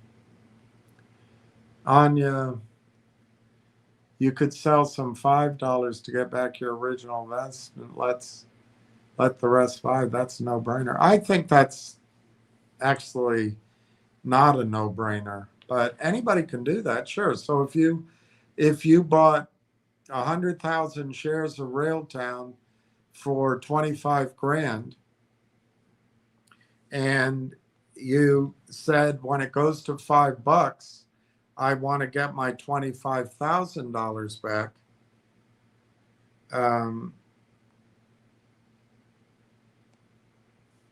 So I sell $5,000 and I still have 95,000 shares. That's a perfectly reasonable thing to do. I can't argue with it. On the other hand, why sell at $5? It's just a number. It's just a number. I would argue that if it goes to $5 based on one institution buying and it crosses the $5 Merrill Lynch rule and the company is $1 billion in market cap, that could bring in other institutions to buy, like Fidelity or RBC or any AI fund out there, and instantly that stock could be $10 or $15. Not because it's squeezing, it's because all of a sudden the universe of buyers opens up, and Anya, there's not enough stock available. This is 200 million shares roughly. It's not all in the float. I would say there might only be 10 million shares out there, and there might not even be that. But we've learned that doesn't matter. We can get really precise on what it is. It doesn't matter because the computers will always sell stock in the name of free commission and letting Kenny G front run, and then liquidity. That's the argument. So, we down here anyway, we don't know the right ratios. But Anya, if a company decides, an institution decides to own 10, like Mavericks or Omers. And these guys know the story. Once it crosses the levels where retirement plans and pension plans can buy, if they want to buy 4.99% of Railtown stock, I don't know if that's on fully diluted, or let's just say it's on the estimated outstanding shares. Just estimated. Let's say they each want to buy 10 million shares. It might be more. But let's say a fund in New York or in Canada is buying now. And then let's say in September, it's all guesswork, but let's say in September, another fund comes in on the news that TELUS is ramping up Kamloops, and that fund manager believes that she has information linking Kamloops to Vera Rubin, and that the NVIDIA stack now, because of TELUS, is going to hold Railtown. And that's her understanding. It's not public. So she starts buying. So now you have two institutions buying, and the stock goes to 5. Why would you sell there? You got two institutions each buying 10 million shares, and they've only got part of it done. Why would you just automatically sell at 5? I mean, it's, if you want to, go ahead. But if those two institutions get it over $5,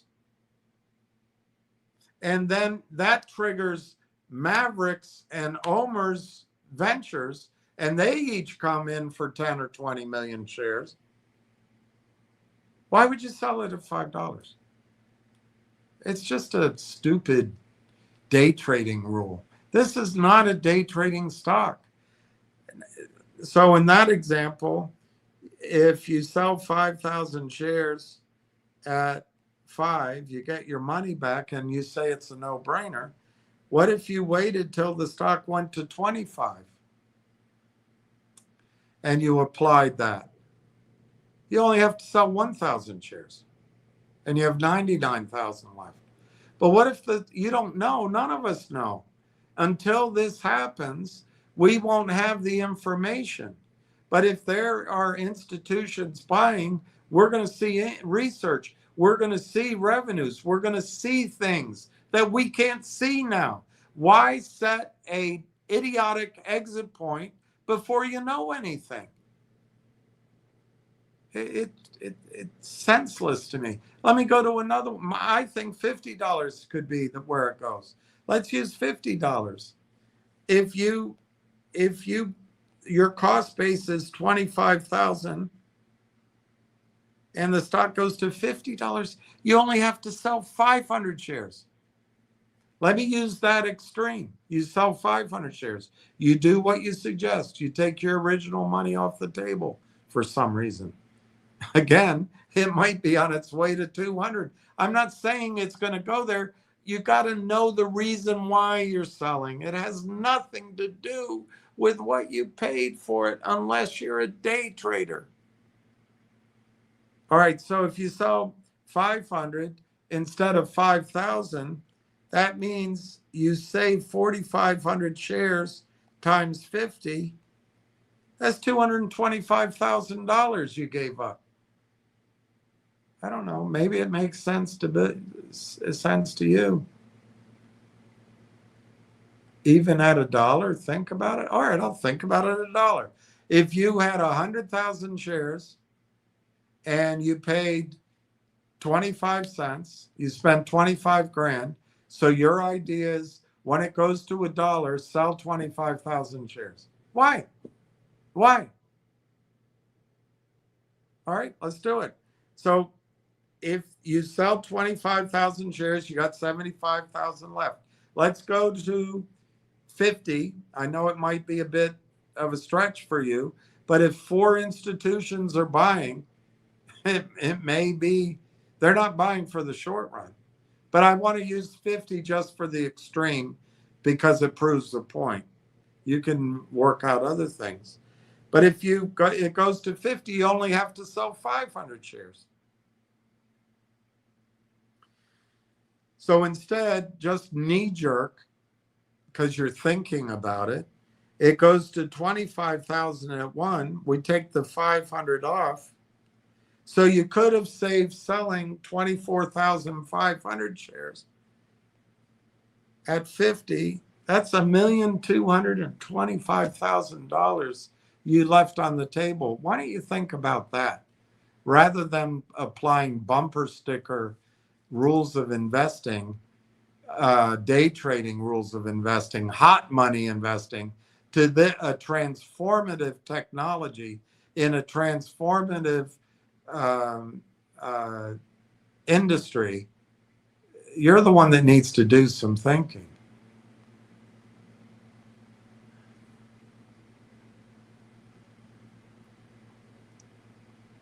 I'm not stupid, Anya says, so don't put that card on me. You're the one that brought up stupid. I didn't bring it up. Anya, and don't direct your misogyny on me. I don't even know you. I don't know anything about you.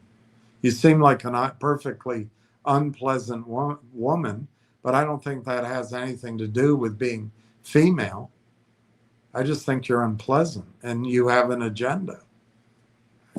You think I'm a misogynist? I don't think I am, but I do speak out on what I think has been very unfair, the thumb on the scale for women. And I don't care about my generation or even the one just below it.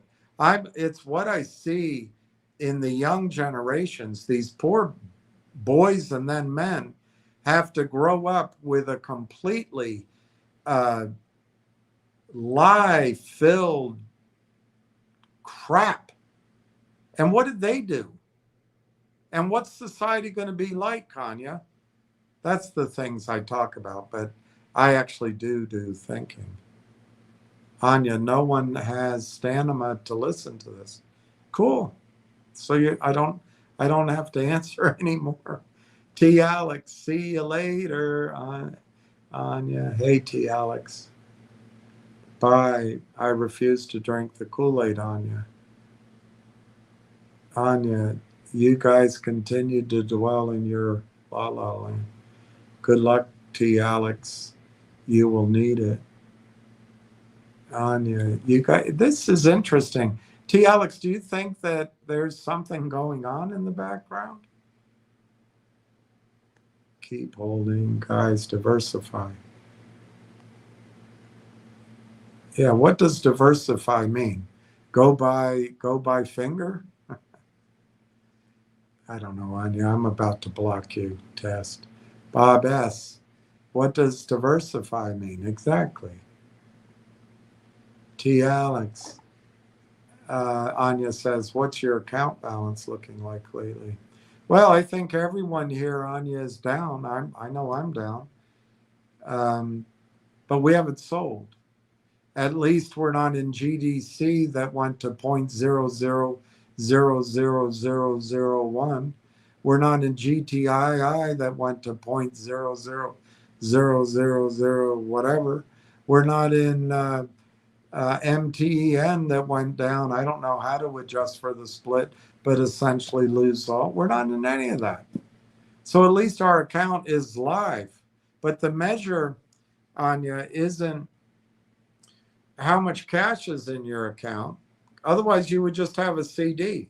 The measure is, are you doing the due diligence and are you making a commitment to a stock that has asymmetric upside reasonably? And here's a stock that could be worth $5, $7, $10, $15 a share in a fairly productive few months of of meaningful news, not just puff pieces. You could have a, well, at $5 it's 20x. At 100x it could be $25 in that time frame. That's what people are building their positions for. That the fact that the stock price is down is one of the risks that we all assumed when we get into what is an illiquid stock. And we get into a stock, in my opinion, when there's no organic buying, the mice play and they drive it down. I think the spoofing and the thing that you guys do has just continued and continued and continued. But you can leave that out. You can look at it just without any of that, what I think is manipulation. And here's a stock worth $50 million that hasn't done revenue, that companies like Lane Chain and Vercel have gotten out there and gotten valued. But part of the thesis is nobody really knows about Railtown except people that can't buy it. So what happens as the company moves from R&D to commercialization and the information gets out there? What happens when institutions buy? And what happens when the company leaves this year with forward revenue of just $5 million at 90%? And then as each quarter next year goes, the forward 12-month projections grow to 20 million, 25 million, 50 million, 100 million by the end of the year. That's what we're here for, not what our daily. I mean, I'm in the red in my IRA. We're not here to measure that. That is a false measurement, Anya. And I don't know that it shows your brain power more than it shows your intention of what you're trying to do here. Bob S. Sure glad you're not stupid, Anya. That's a relief. I guess now we have to pay attention to you. Bob S. Thank you for clearing that up. Had me fooled. Restoration, New York. Thanks for that information, sir. Yeah, I don't think the issue is with the transfer agent or the company. And I think we're really lucky to have Greg McCabe and people like the whole community, like Danny and Busy and others. And I think there's a Pat and there's a couple of women there. I can't remember their name right now, that have just done a great job. But then there's Junk Savvy, and she's amazing. And I think they're right to point out that this frozen in time is really catching the brokerage firms in a position where they have to decide to break the law or not again. And I wonder when the first firms break away from each other. They don't want the publicity. They don't want to admit that they did something wrong. And I think Junk is right. The clear answer is, what these brokerage firms are saying is we can't buy any stock. It doesn't trade. Well, Junk's right. There's stock available. It's Roth Capital has the offering. It's been filed. Go buy it. But no one. I guess it's a standoff right now, and I guess the brokerage firms aren't done paying the attorneys yet. It's an obvious solution. T. Alex, rather than partnering across a wild roster of major hardware manufacturers like IBM or Ionic, Railtown's quantum footprint is highly concentrated through this deeply integrated strategic alliance. Yes, the core T-Alex, the core quantum relationship, the developer, T-Alex, their software focuses on intelligent orchestration. And so you start thinking, I do anyway, why did Lazaridis join the advisory board? I'm not saying there's not other solutions, but what if Lazaridis sees Railtown as a solution or the solution he likes for the intelligent orchestration of data with quantum? But also, what if quantum and sovereign and hyperscaler and then Canadian scalar are different amounts of agenic traffic, and you need the conductor and you need the real-time ingestion, for example. And part of the job is moving it to the right places. I think that's what conductor does. Anyway, let me finish. Their software focuses on intelligent orchestration of data, meaning it decides which parts of a programming task should run on a classical computer and which parts need the power of quantum processor. There, I should have just read it. I shouldn't have. That's great. T-Alex, the nature of the deal. T-Alex, this provides quantum software developers with the same automated debugging, root cause analysis, and workflow tools used by classical software engineers. Wow. Where'd you find that? That's pretty good. T-Alex, complementary high-tech partnerships. T-Alex, AMD. I forgot about AMD. You're right. T-Alex, Railtown was accepted, yeah, that's right, into the AMD Partner Network. This collaboration gives Railtown optimized access to AMD's high-performance hardware processors and AI-centric GPUs to accelerate its platform frameworks. T-Alex, the Alberta Machine Learning Institute. Railtown established a co-development agreement with AMI, a globally recognized Canadian hub for artificial intelligence, to build out advanced natural language processing and reinforcement learning capabilities. TELUS, oh,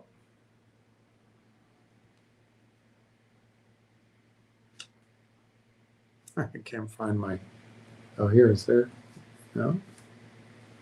I don't know. Oh, it's all the way over there. Oh.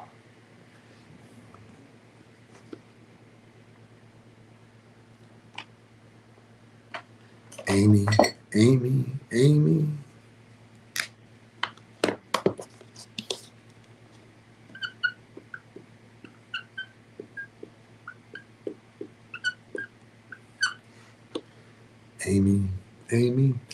Railtown collaborates with TELUS to build secure, independent data infrastructure that gives Canadian developers a domestic sovereign alternative to foreign cloud program. T-Alex. Yay. No rookies here.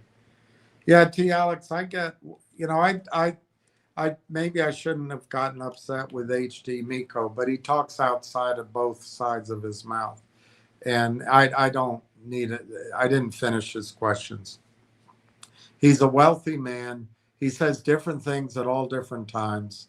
He's unreliable in his words. So I don't need him. He's wealthy. I wish him luck. He has a team. Well, if his team wants to come here and give me a rational reasoning, that's fine. I like to learn. And then on Anya, I think I know who this chick is. She's a sidekick to Double D, and she's been on these space calls. It's one of the reasons I stopped going on those space calls. I got ridiculed once or twice and made to look ridiculous. And a man in my position can't be made to look ridiculous. I think it's great that there's no rookies here. Michael Baltzar, it's Railtown, RLAIF, RLAIF, Railtown. 23 cents right now. I think probably nothing is going to happen to the stock in August, but it could. It could happen at any time.